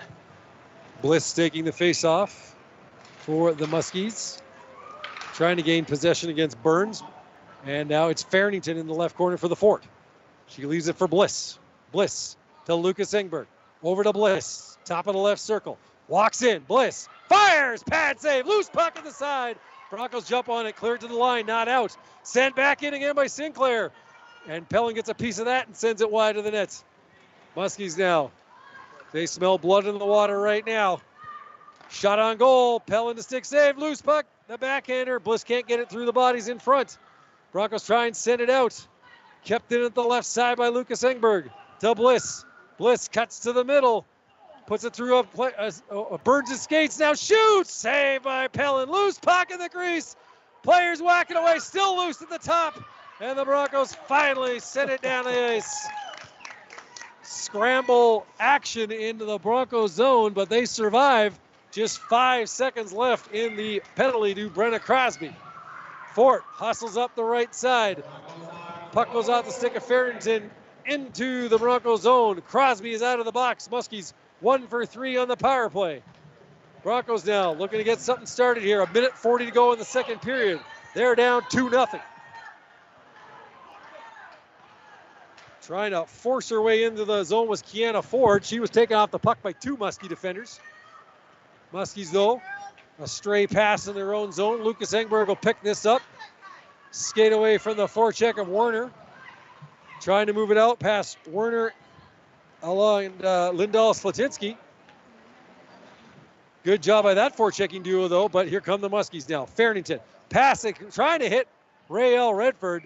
That missed the target. Goes all the way down the ice. Be an icing call against the Muskies. 1:06 left in the second period.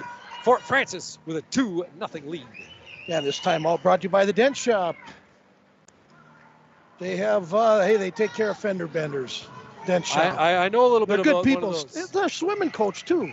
Steve Jocelyn. Nice, nice. Awesome guy. Here's a chance. Quick shot off the face-off by Werner, but that was stopped in front by Blair Cross. We have less than a minute to play in the second. And now the Muskies bring it up. Redford in across the line, makes a move, cuts to the middle. Another move, shot just wide of the net. Good individual effort there by Rael Redford. Broncos pick it up in the corner, trying to clear it out. Hasbargen, she can't. Mosbeck intercepts in the slot. Broncos sweep it away from her. Trying to get it out of the zone. Now here comes Werner. Ava Werner, number 5, gets around Piper Cross, but coughs it up to Blair Cross in the Muskie zone. Sent all the way back in. Schramm had to be careful in that long clear in, but I think it wouldn't have counted as there was a delayed offside on the play. Oh. Here is Hasbargen doing a good job deep in the zone for checking, causing some havoc for the Muskies. Now Broncos, 10 seconds to go. Redford picks up on the right wing, brings it into the fall zone. Backhander right on goal, rebound in front. Broncos grab it, try and get it out, and that'll be it for the second period of action. So the Muskies keep firing away.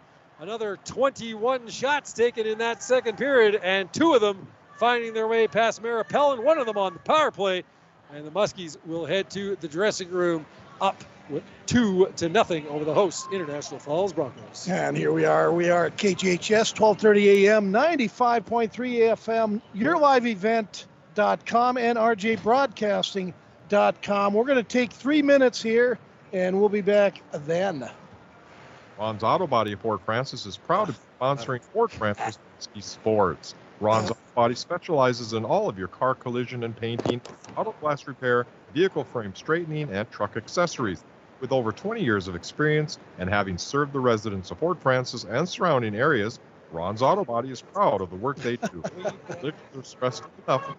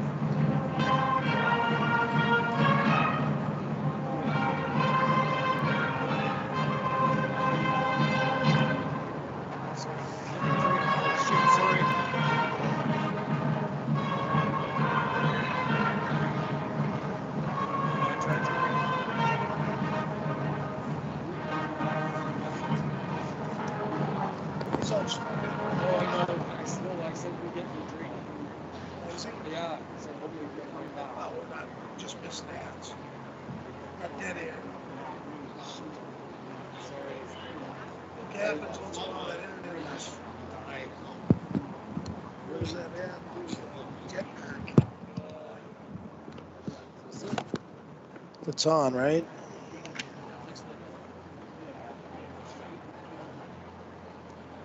Charging complete, yeah. That's good. Dwayne will fix it. He just has to reconnect us with the station. If I knew how to do it, I would. I got about as much technical savvy as, well, about 10 people that are standing over there. Sorry, dead air is like the nightmare of all radio stations. Hey. What's that?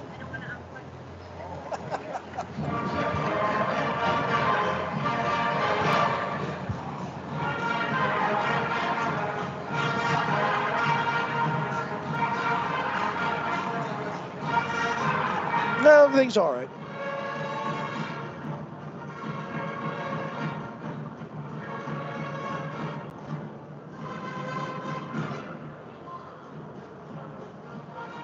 It's just at the purchasing line. Of course, the second he leaves.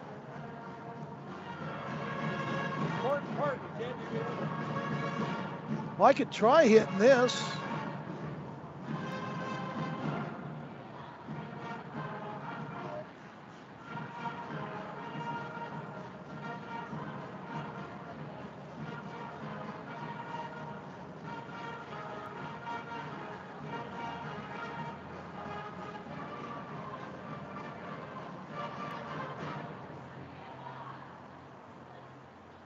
Well, we might have some here. If I knew where to go.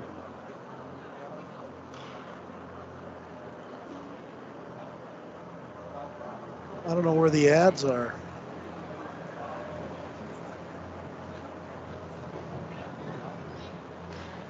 Feel better than the Wild are up 3-2. Huh? Wild are up 3-2. They're up? Oh, wow. They haven't been playing very good. I don't know where the board is.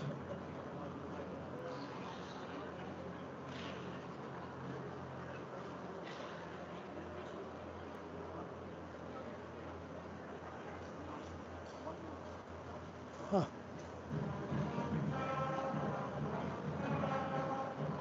I might have the ads playing anyways.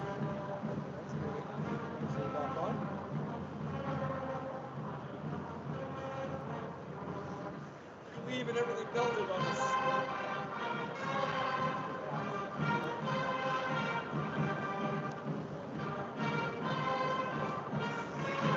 I tried connecting it back up. Huh? This went dead. Everything went dead.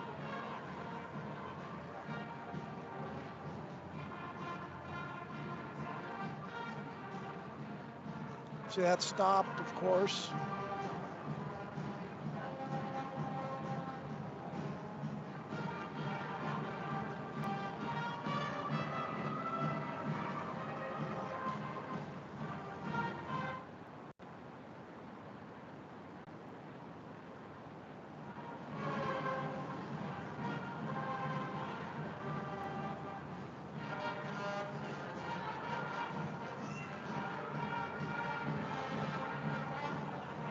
Yeah.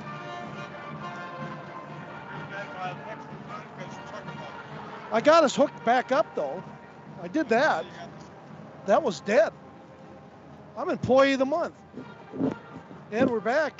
Joey's putting on his headset. Sorry about that. No problem. We lost our internet. We lost our internet. Which can happen. But the good part is we found it. So. Well, I don't know. Dwayne? Or did we find it? We're not sure. I know the radio folks can hear us, hopefully. The internet folks, maybe not so much. So hopefully get that worked out. I'm going to pretend that we're still alive and rolling. So welcome back to Bronco Arena after two periods of play in the Border Battle 2022-2023 Girls Edition. It is the Fort Francis Muskies 2, the International Falls Broncos 0. The Muskies continuing to carry a large amount of the play. in that second period, much similar to the first, but unlike the first, they were able to break through in the second for 2 goals against Fall Broncos goaltender Mara Pelland.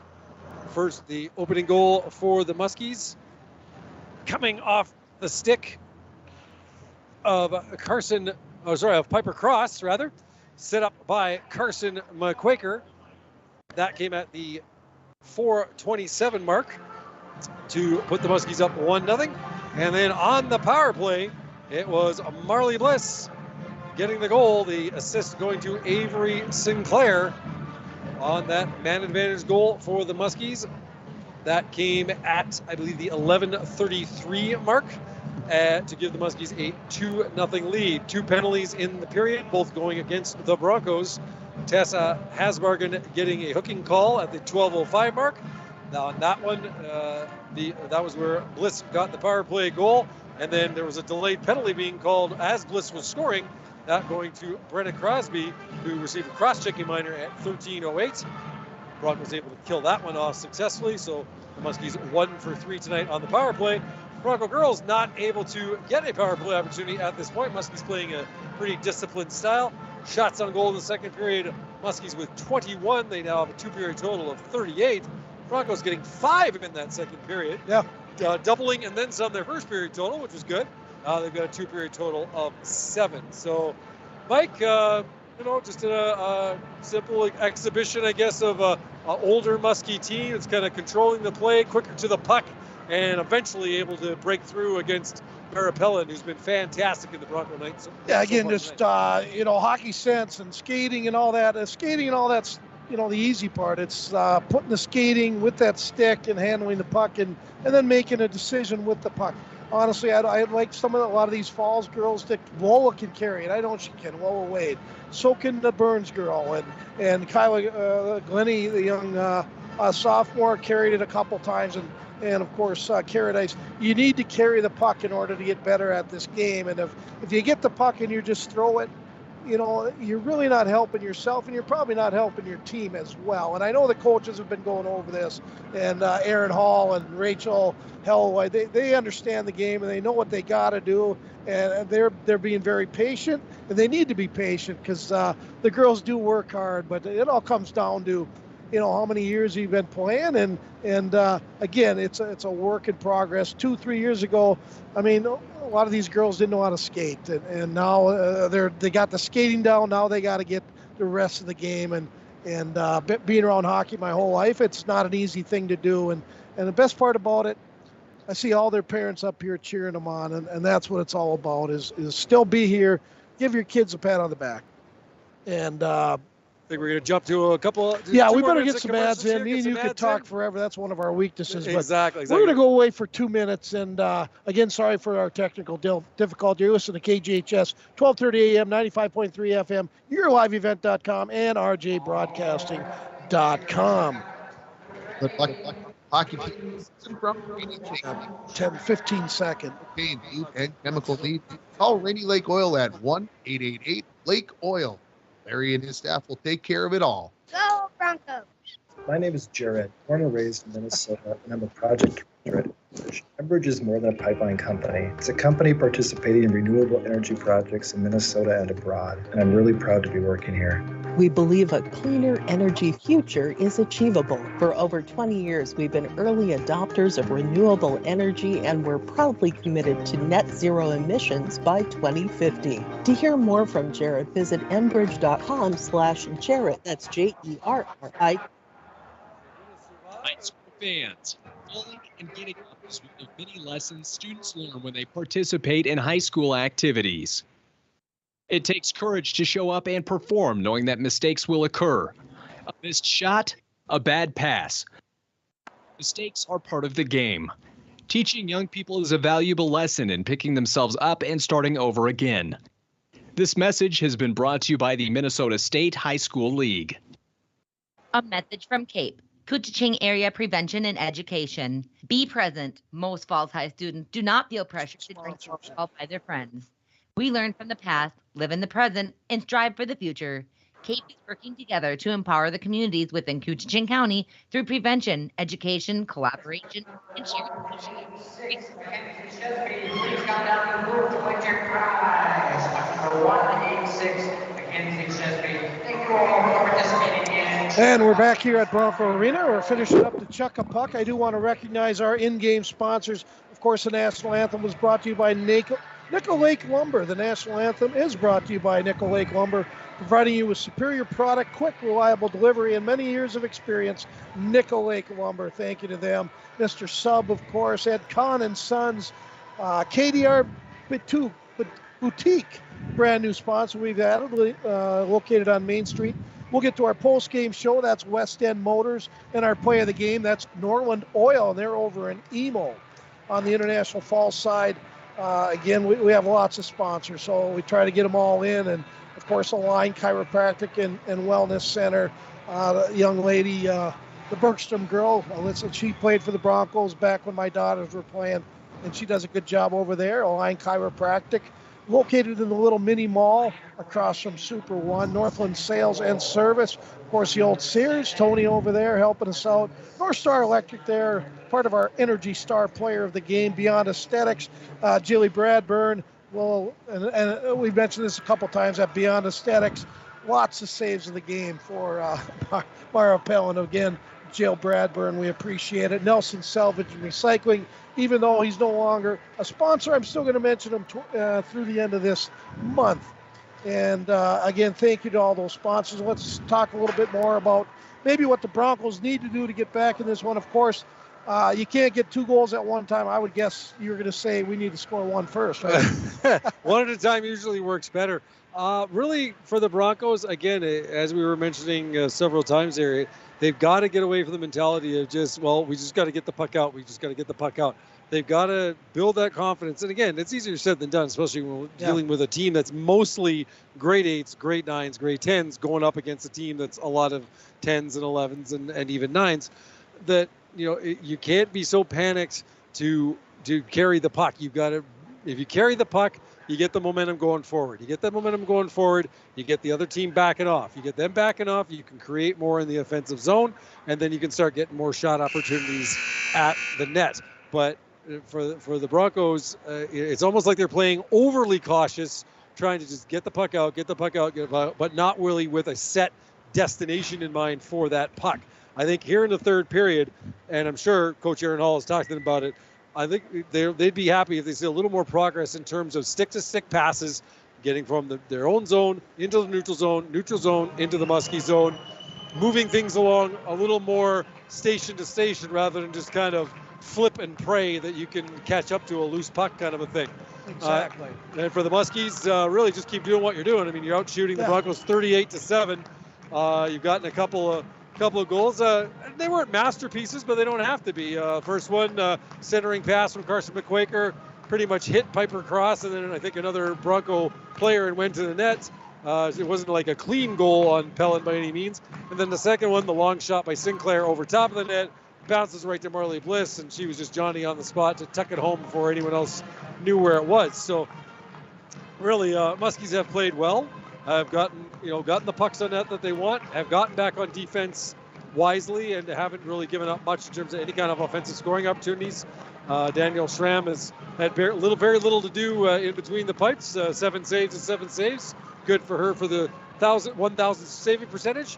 But again, Muskies, I think they want to keep the pressure up, see if they can crack a couple more here and finish strong going into the big game tomorrow night against the Dryden Eagles. Is that Dwayne Cridlin I see over there? Is that it? Might be the legend himself. Would Mr. he have Cridlin. a granddaughter or someone playing out there? I believe there is a relative on here. I'd have to double check and see as to who that would be. Absolutely. Good man. Open the Flint House restaurant. What's that? I got him some Wild tickets earlier in the game, but I found out he ended up not going, so I got to get him something else. Oh, I'll tell you, you're a good man, Mr. Bolstad. Got to look after those legends. You bet. Third period of action underway. Whoa. As we have a quick whistle at the blue line of the Broncos, and then a bit of a fall and a wild stick swung there by one of the Bronco players, not on purpose, but caught a few people's attention. Face off now, won by the Broncos. Jersey Caradice Moving it to the Muskie line. Lola Wade chasing in after on the forecheck. And coming away with it, though, is Marley Bliss. Bliss trying to backhand it to Blair Cross. She gets it there. That pass to Mosbeck, stopped at the line by Glennie. Nice play to pinch in there by Kaylin Glennie. Battle along the boards. Coming away with it now. Cutting to the middle is Lindahl Slatinsky. She tried to center it. That was intercepted by Avery Sinclair. Good opening shift here for the Broncos, though. Good pressure on the Muskies. The most extended pressure they've had so far tonight, really, in the Fort end. Backhanded in by Caradice. Broncos will go for a full change, and that'll let the Muskies get the puck out. Quick pass all the way to center to Courtney McCoy. She's stripped of the puck by Taylor Burns. Sinclair will get it, fire it back in, delayed offside. Back for it for the Broncos is Bailey Herberg. Herberg to Butts to Herberg. Now it's Burns. She gets picked off by McQuaker. McQuaker in the right circle, can't get a shot on goal. She'll stay after it, though, in the right corner. Scrum along the right wing boards. Broncos come up with it, send it all around the far boards. Calder gets there in time to keep it in. Burns has it go off her stick, and Farrington now will chase after it. In behind the net, it's Herberg, backhands it up, and Broncos get it out. Calder sends it all the way back into the zone. Hustling in after it is Carson McQuaker for the Muskies. Going up against Brenna Crosby. Crosby trying to ward off Piper Cross and McQuaker. Now Werner in to help her Bronco mate.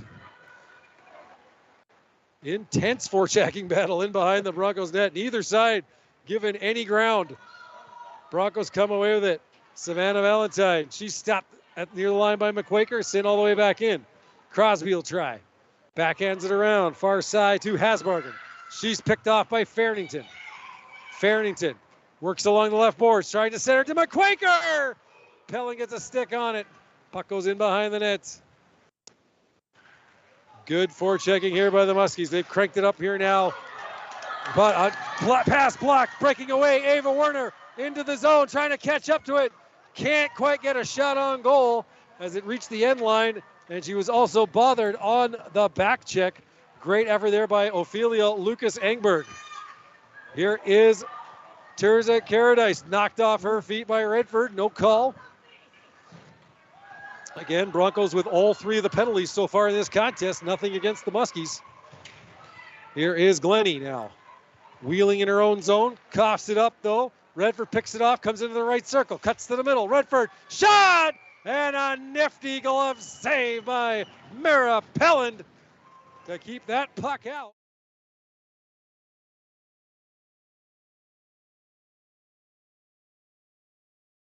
Brought to you by Beyond Aesthetics. Jilly Bradburn and the staff out there, boy, they do a nice job of, I get my daughters like certificates for out there, then I'm the favorite dad in the world. So. Any kind of gift certificates like that, you're probably going to be a pretty popular pop, I'm thinking, for sure. I'm popular anyways. No, exactly. Natural. Muskies in the Broncos zone. Marley Bliss working hard in the corner against Taylor Burns. Burns gets it loose, moves it ahead to Adrian Chesby. Chesby now trying to move it out of the zone. She can't, though. Blair Cross works hard to keep it inside the blue line.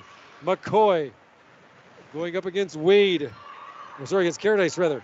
Now the Broncos will get it. They'll move it out to center. Hustling after it is Kyler Butts. Can't catch up. Tanguay sends it back into the Bronco zone. Here's Glennie. Cross ice pass to Chesby. That didn't connect. Chesby went down. Here's Caradice now. Sends it deep into the Muskie zone, and the Broncos will change. Tanguay back for it. Long pass up ahead to McQuaker. That deflects off her stick and away from her. Crosby gets it, sends it back out to center. Now coming to the left side, it's Wade working against Farrington. She also had Kiana Ford with her on that rush, but Muskies take it away. Broncos keep it in the zone. Lucas Engberg now off the boards and out. Fired right back in by Bailey Herberg. Here's Sinclair. Long cross-ice pass intercepted there by Kiana Ford. Muskies try and grab it. Move it to the Bronco line. Sent deep into the Muskie zone by Brenna Crosby. And this will be an icing call against International Falls. 4:54 gone in the third period. Fort continue to lead 2-0. Update from Virginia, Minnesota. The Rock Ridge Wolverines 4, Broncos 1. Owen Worley with the Bronco goal in that one. That's after 2 periods. Here it is 2-0 for Fort Francis. 12:06 left here in the third period. Still think if you mix 2 programs, it gives a bit of an unfair advantage over one. I'm just me talking, but Well, it's like 7 towns. lot of talent pool to draw from. Here's Farrington now, left corner in the Broncos end. Works passer checker, gets in behind the net, goes around the far side to Carson McQuaker. McQuaker puts it in back behind the net. This is Piper Cross. Look at the center to Farrington. That went off the net and got away. And coming away with it now, it is Tessa Hasbargen, just center. Moves it to Werner. That pass picked off. Good play there by McQuaker. McQuaker trying to move it up to center. Now it'll be Sinclair in the Muskie zone to Lucas Engberg to McQuaker. That pass misses the target. Muskies have not been sharp with the passing here in the third period. A lot of missed targets here so far in this frame. Puck's into the Fort end. It is Raelle Redford now. She'll start the rush up ice. Broncos make a full change. Redford now slices across to the right-hand side. Works in against the Bronco defense. Brings it into the corner. Looking for some help. Has the puck taken away from her. Goes to Shesby. Now moved ahead to Burns. Nice pass up. That goes off the stick of Butts, though. Tanguay will pick it off in the Muskie zone. Watched by Butts. Butts picks it off. Tried to center it to Burns. That didn't work. But here's Caradice with a chance. There's a shot. Whoa. And Danielle Schramm making easily her best save of the evening. A great wrist shot by Terza Caradice. And Schramm flashes the glove hand, makes the stop with 6:23 gone here in the third. And that is our play of the game by Fort Francis, brought to you by Norland Oil, proud sponsor of Muskie Sports this season, located on 6115 Highway 1171 west of Emo. Norland Oil is your source for bulk and retail fuel in the Rainy River District. Great folks at Norland Yeah, Oil I like all him. the He's time. a hoot. Absolutely. Ooh. Going down hard inside her own blue line is Marley Bliss as she lost her edge. Now Mosbeck with a shot. That goes wide of the net. Caradice back to pick it up. She backhands it up ahead to Lindahl Slatinsky. Muskies take it away just outside the Bronco line. Push it back in. Glennie will try. Wade couldn't get a pass across to Kiana Ford. Picked off by Mosbeck. She brings it in across the Bronco line on the right side. Caradice now takes it away. She's got possession. Bothered there by Courtney McCoy. Caradice can't get it out. Lucas Engberg, nice job to pinch in. But this second chance by Caradice will find its way all the way down the ice. And that'll be an icing call against the Broncos. 9:43 to go in the third period. Fort still leads 2-0. Which I'm glad you just mentioned. Our scoreboard update brought to you by Greens Brand Source Home Furnishings. Greens Brand Source Home Furnishings of downtown Fort Francis. Exceptional service, offers a wide variety of product. And Napa Auto Parts of International Falls. You need a battery? Hey, you go to Napa Auto Parts. They're the guys to see. There you go. Muskies with control of the puck in the Broncos zone. It's McQuaker. Couple of spin moves to get away from her checker. Centering pass! Oh, Farrington. She was right on the doorstep and knocked it just wide after Piper Cross sent it in front. Good work there to set up the play by Carson McQuaker. Broncos now looking to move it out of the zone. They will get it to center and towards the Muskie blue line. Racing back for it is Sinclair. Sinclair pushes up the right wing to McQuaker. McQuaker now in on the right-hand side. She gets around. Oh, Crosby, great defensive play. Took it off her stick. Thought she had the step on Crosby, and Crosby recovered nicely. Sinclair, long shot from the right point. That goes wide. Hustling in on the left side is Tanguay. She puts it off the base of the net. Bounces to the Broncos. Coming around to the far side, it's Tessa Hasbargen. She can't clear it out. It's Sinclair keeping it in. Wrists it towards the net. McQuaker trying to get a stick on it. Piper crossing, Farrington in there as well. Broncos muscle it out to center. Muskies pick it back up. Here's Tanguay now. Top of the circle. Fires off the shoulder of Pelland into the corner. Ella Evans now with the puck. She's moved off of it. Muskies will maintain possession. This is Redford with it. Redford makes a move at the Bronco blue line. Cuts back to the middle now. Redford, left side.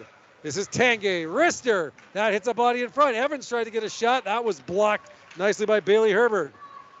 Herberg with the puck, battling against Evans. Redford in there trying to fish it out, but it'll be Werner coming away with it for the Broncos. Ava Werner up the right-hand side. Good head of steam.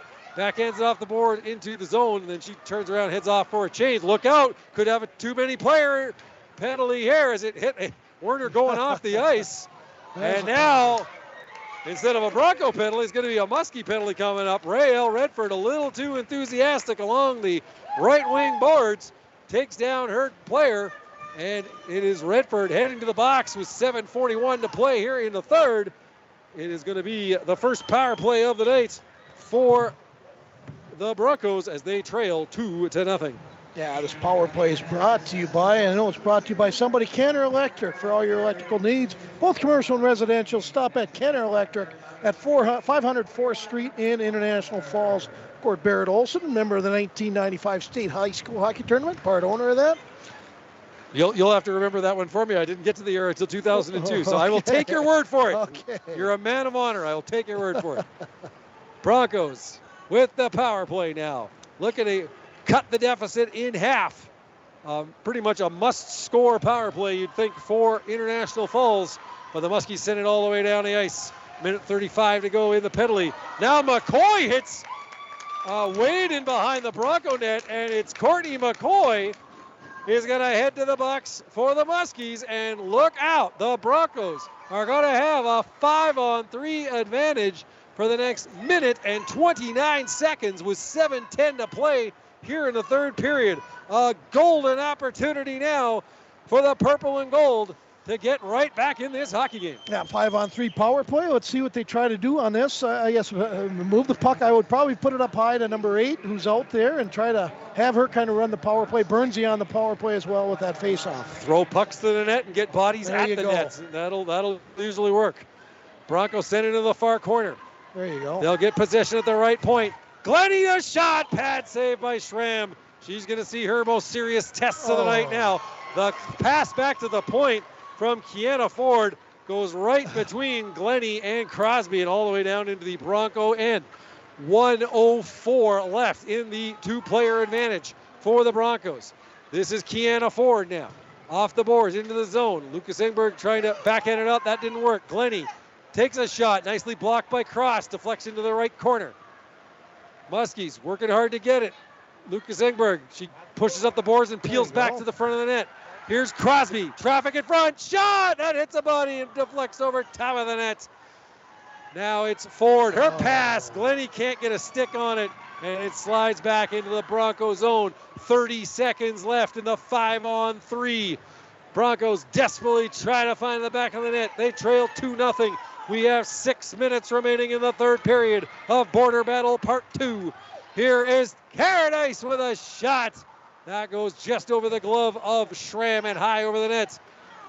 Broncos try to center. That doesn't work. Nice interception by Tanguay. She'll send it all the way down to the Bronco zone. That's going to do it for the first penalty. As out of the box comes Rael Redford. Broncos still with 30 seconds on the power play here. 5:35 to play. Moving it ahead. But aggressive penalty killing by the Muskies. Savannah Valentine now sends it down into the Fort end. Tanguay back quickly for it. She grabs it, wrists it, fires it out across the line. And it's going to be a clear offside against the Broncos, bringing it back in. Just 12 seconds left in the penalty to Courtney McCoy. And it looks like the Muskies are going to escape the two-player disadvantage unscathed. Yeah, kind of did what we thought we were going to do. Kind of line it up at the point and let her go, and had a couple good chances, but some missed passes as well. Yeah, those two back to the point that slid all the way back into the Bronco zone, certainly some time killers right there. And it'll be icing against the Broncos with 5:11 to go. For you Wild fans out there, not going to forget about you. The big leaguers at it tonight. And a barn burner at the world's most famous arena, Madison Square Garden. The Minnesota Wild and the New York Rangers deadlocked at 3 with 3:18 left in overtime. Well, they did get the overtime. They did get to overtime, yep. My sources are saying the Wild have played atrocious tonight. Have they played atrocious? Well, but they're tied. But they're tied, so they'll take it. Merrill, Kaprizov, and Zuccarello with the goals for the Wild here tonight. And the Muskies now at full strength. Fleury in net, by the way, for the Wild, just to let you know on that one. He's played well. Here's the Muskies now. 5 minutes left. Broncos trailing by 2. Can they get back into this contest? They're putting a push on in the offensive zone right now. Trying to center it out front is Lindahl Slatinsky. And now a pile up in behind the net. Puck buried beneath a cavalcade of bodies. A bevy. A bevy of bodies. How about you, Joey? I mean, being from Fort Frances, Canada, I know you might have some ties out west. Who is your team that you follow in Canada? Well, my friend, being that I grew up a half hour southeast of the provincial capital of Alberta, the Edmonton Oilers are in my DNA for life. So I got to see the Gretzky years up close and personal, and now I'm blessed enough 35 years later to get to see the McDavid years. So not some bad company to watch. Bad at all. Yes. Now there was about 2 decades of darkness in between there. There wasn't a whole lot of playoffs going on. So the Neo Yakupov years. Yeah, those were the years, and before that. Let's get back to the ones that matter here tonight. That is the girls. And here comes Carson McQuaker down the right side. The centering pass to Farrington, and it goes off her stick and just wide. Couldn't quite get it on goal. Great chance there for the black and gold. Sinclair sends it towards the net. McQuaker trying to get a backhander. She can't get it off. Here's Sinclair, the long wrister deflected just wide of the net by McQuaker. Another centering pass. Here comes Lucas Engberg. That shot blocked by Lindahl Slatinsky. Now Lucas Engberg, cross ice pass to Sinclair. Tried to get the shot in. That was blocked by Kiana Ford. Muskies stay after it. It's Sinclair. Across the line, out across. This will be offside. Muskies have to clear the zone. They do not, so a delayed offside as Sinclair was unable to keep that puck inside the Broncos blue line. Face off outside that blue line. 3:42 to go here in the third period. Fort Frances continuing to lead 2-0. And stay tuned for our West End Motors Player of the Game for Fort Frances and our North Star Electric Player of the Game for International Falls. Tanguay now with it in her own zone. Moves it out and brought back in by the Broncos. Another offside with 3:33 to go in the third period. We got that number anomaly thing going on here, which I kind of like. What do you think? A numbers guy? I know in the NHL or college, a lot of pulling the goalie early. What do you think the Broncos are going to do here? You know, I'm not sure what Aaron Hall's philosophy is in these kind of situations. We'll find out. McCoy, the pass across to Mosbeck. She gets a partial shot in on goal. Pellin stops it. Centering pass. No one could find it. And coming away with it now is Adrian Shesby. Moves it out to center. Butts to Burns. She clears it into the Muskie zone. We'll see if Aaron Hall pulls the trigger on taking Mara Pelland out of the net early or whether she plays it straight up for the rest of the way.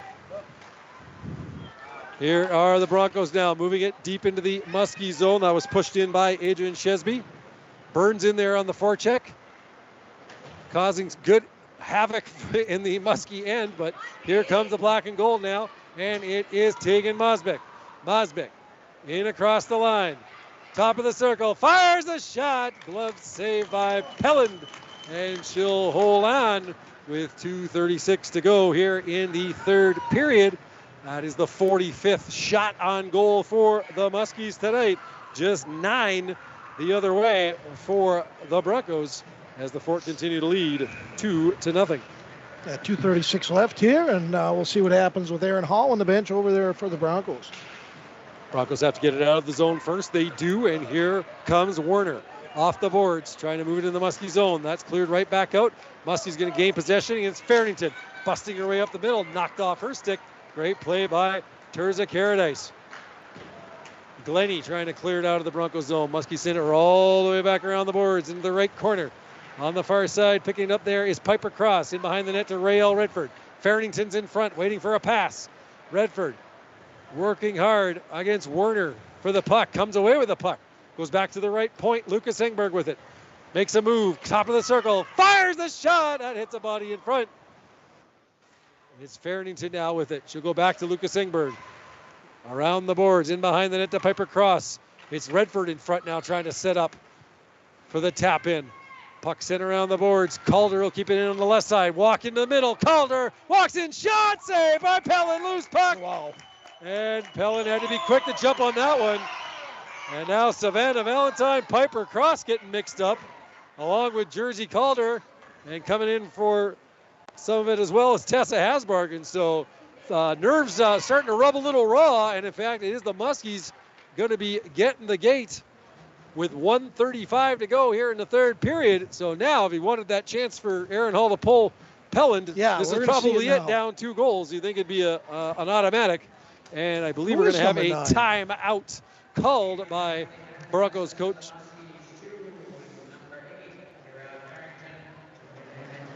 So it's Fairnington for the Muskies. 2 minutes for high sticking.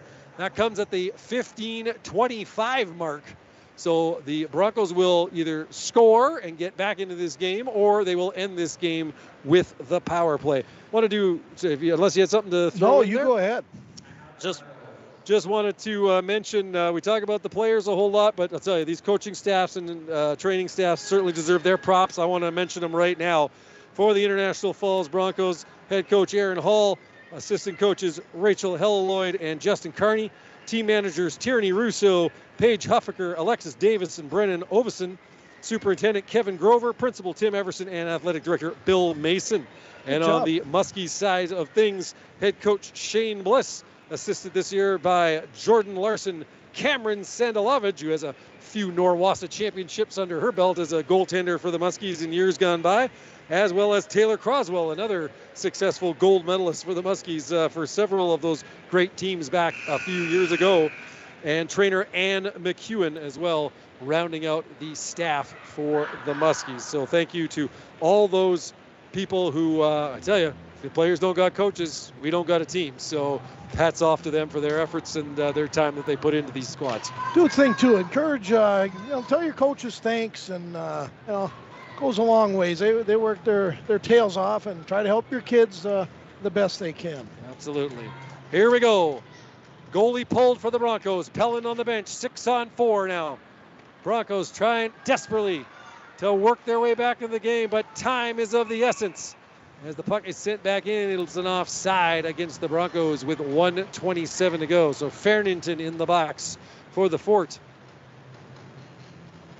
And she will watch her mates try and hold off the home side here over the final 85 seconds. Here is Lucas Engberg now with the puck in her own zone, battling against Wade. Broncos come up with it. Glennie, she takes a wrister. That's blocked. Nice play by McCoy. And the Muskies come away with it. Move it out to center and sending it all the way down. Well, Lucas Engberg trying for that empty net, but nicely blocked there by Crosby. Muskies now send it back in the zone. Bliss with the shot at that empty net. That goes just wide. And back for it now is Lola Wade. We're under a minute to go here at Bronco Arena. Muskies 2, Broncos nothing. Border Battle Part 2, 20-22-23. Muskies lead the series 1-0. They will face off again in, I believe, 2 weeks' time back in the Fort. And the Broncos do not want to give up the series victory here tonight, but only 48.5 seconds to go. And a timeout being called by the Muskies now, as head coach Shane Bliss just wants to make sure they're all on the same page on this penalty kill. Reminding them probably, it's okay to take the long distance shot at that empty net because they're not going to have to suffer the pain of icing since they are killing that penalty. Well, I'm going to go with our Energy Star player of the game, and from West End Motors, that's the sponsor of this, the post-game show, and the star player of the game. West End Motors is your Chrysler Jeep Dodge dealer that treats and needs each individual's customer with paramount concern. Wow, paramount concern. Paramount concern. I think you're looking on the Muskie side of things there. Number 7, Marley Bliss with a goal tonight, and really been a force in the forechecking into things, a steadying presence out there for the Muskies. So I'd be going with Marley Bliss on that one. Carson McQuaker would probably get my second choice there. For the Broncos, we got to go with the North Star Electric player of the game. Well, this isn't hard to do, right? I think she's sitting on the bench right now with a big mask on her face. Yeah, Maren Pelland just outstanding again tonight with 46 saves out of 48 shots and fantastic. Money of highlight reel stuff. If maybe your live event, we can do replays and let people know how that went. But again, a thank you to Dwayne Etienne as well. Absolutely. Boy, he does amazing work for KSTM, KJHS, and he keeps us on the air. I'll tell you that. No question. When he wasn't here in the intermission, we went off the air. So that's how important Dwayne is to our cause. Here's the Muskies now looking to finish this off here. Broncos trying to keep it in at the zone. They cannot. Piper Cross knocks it ahead, looking to push it to that empty net. Brenna Crosby back, though. Beats her to the puck. Clears it out across the line. Sinclair gets it. It's sent back into the Muskie zone. Racing back is Lucas Engberg. That hits a Bronco player, but the Muskies get it out to center. Piper Cross right wing. She'll fire at that empty net. Just wide. 10 seconds to go now. Time for one last rush maybe for the Broncos. They move it up the left wing boards. That's picked off at center. Sinclair goes for the empty net. Blocked by Crosby. And that is gonna do it tonight here at Bronco Arena. The Fort Francis Muskies take a 2-0 lead and win the 2022-23 Border Battle as they take a 2-0 victory here tonight across the river in International Falls. Well, good job, Joey Payer. We're going to take a break for 2 minutes. Again, you're listening to KGHS 1230 AM, 95.3 FM, and YourLiveEvent.com, along with RJBroadcasting.com. So we'll be back in 2 with our... All of us at Enbridge, thank you. Thank you. Miigwech, and thank you for working on Line 3 replacement. Thank you to everyone who supported this project. Construction is complete on a new and safer pipeline that will deliver the North American energy that we all rely on every day. And it's done thanks to the support and hard work of thousands of people. I'm grateful for every single voice of support and every hour of labor put into this project. Thank you. Winter, summer, spring, or fall, Falls International Airport has you covered for your vacations. Whether you're looking to head to a big city or a sandy beach, Falls International Airport can help you make your connection to anywhere. With a modern terminal, free parking, free Wi-Fi, shorter lines, easy baggage claim, and more, you'll be happy you booked your flight out of Falls International Airport. To schedule your vacation getaway or for more information, log on at internationalfallsairport.com. Here, we like to think time moves a little more slowly. We soak in clean, fresh, northern Minnesota air. We make time to pause, reflect, and find joy in the great outdoors. We share love and Minnesota kindness and spend time making giant memories with the ones we love. Memories sure to last a lifetime. Escape up north this season. Find your true north at Giants Ridge.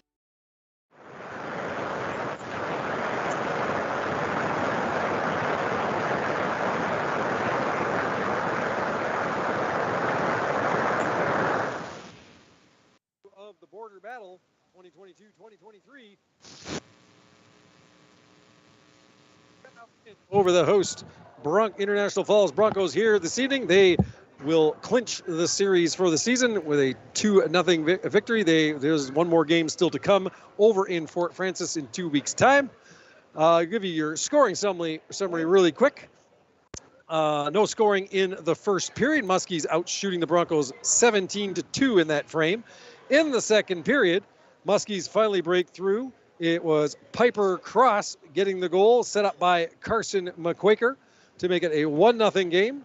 And then on the power play, Marley Bliss set up by Avery Sinclair, making it a 2-0 contest. One penalty in the first, 2 penalties in the second to the Broncos. In the third, no scoring.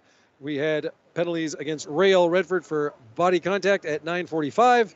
Courtney McCoy for cross-checking at 9:55, both going against the Muskies. So a 5-on-3 opportunity for the Broncos at that time. Unable to capitalize, though, on that power play. Kira Farrington taking a late hooking call with 1:25 to go in the contest. But again, Broncos unable to capitalize. So they go 0 for 3 on the power play this evening. Muskies go 1 for 3 in the contest here tonight. We are going to wrap things up here, I believe, as Mr. Bolstead has left my side. Mr. Etienne's going to get us going on for the outro. So I want to thank everyone very much for joining us here tonight on KGHS, as well as RJBroadcasting.com. Your final score tonight from the Bronco Arena: Fort Francis 2, International Falls 0. I'm Joey Payer. On behalf of myself, Mike Bolstead, and Dwayne Etienne, thank you so much for tuning in on KGHS and RJBroadcasting.com.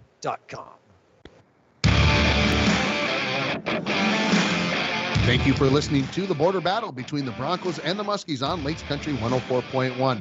Fort Francis and International Falls Hockey is brought to you by Devlin Automotive and Truck, 7 Generations Education, Ed Kahn & Sons, Canner Electric, Rainy River, Minnesota North College, Align Chiropractic and Wellness Center, Einerson Flying Service, TrueStar, Northern Lumber, Domino's, Norland Oil, Harold McQuaker Enterprises, Nickel Lake Lumber, Studio B Flooring,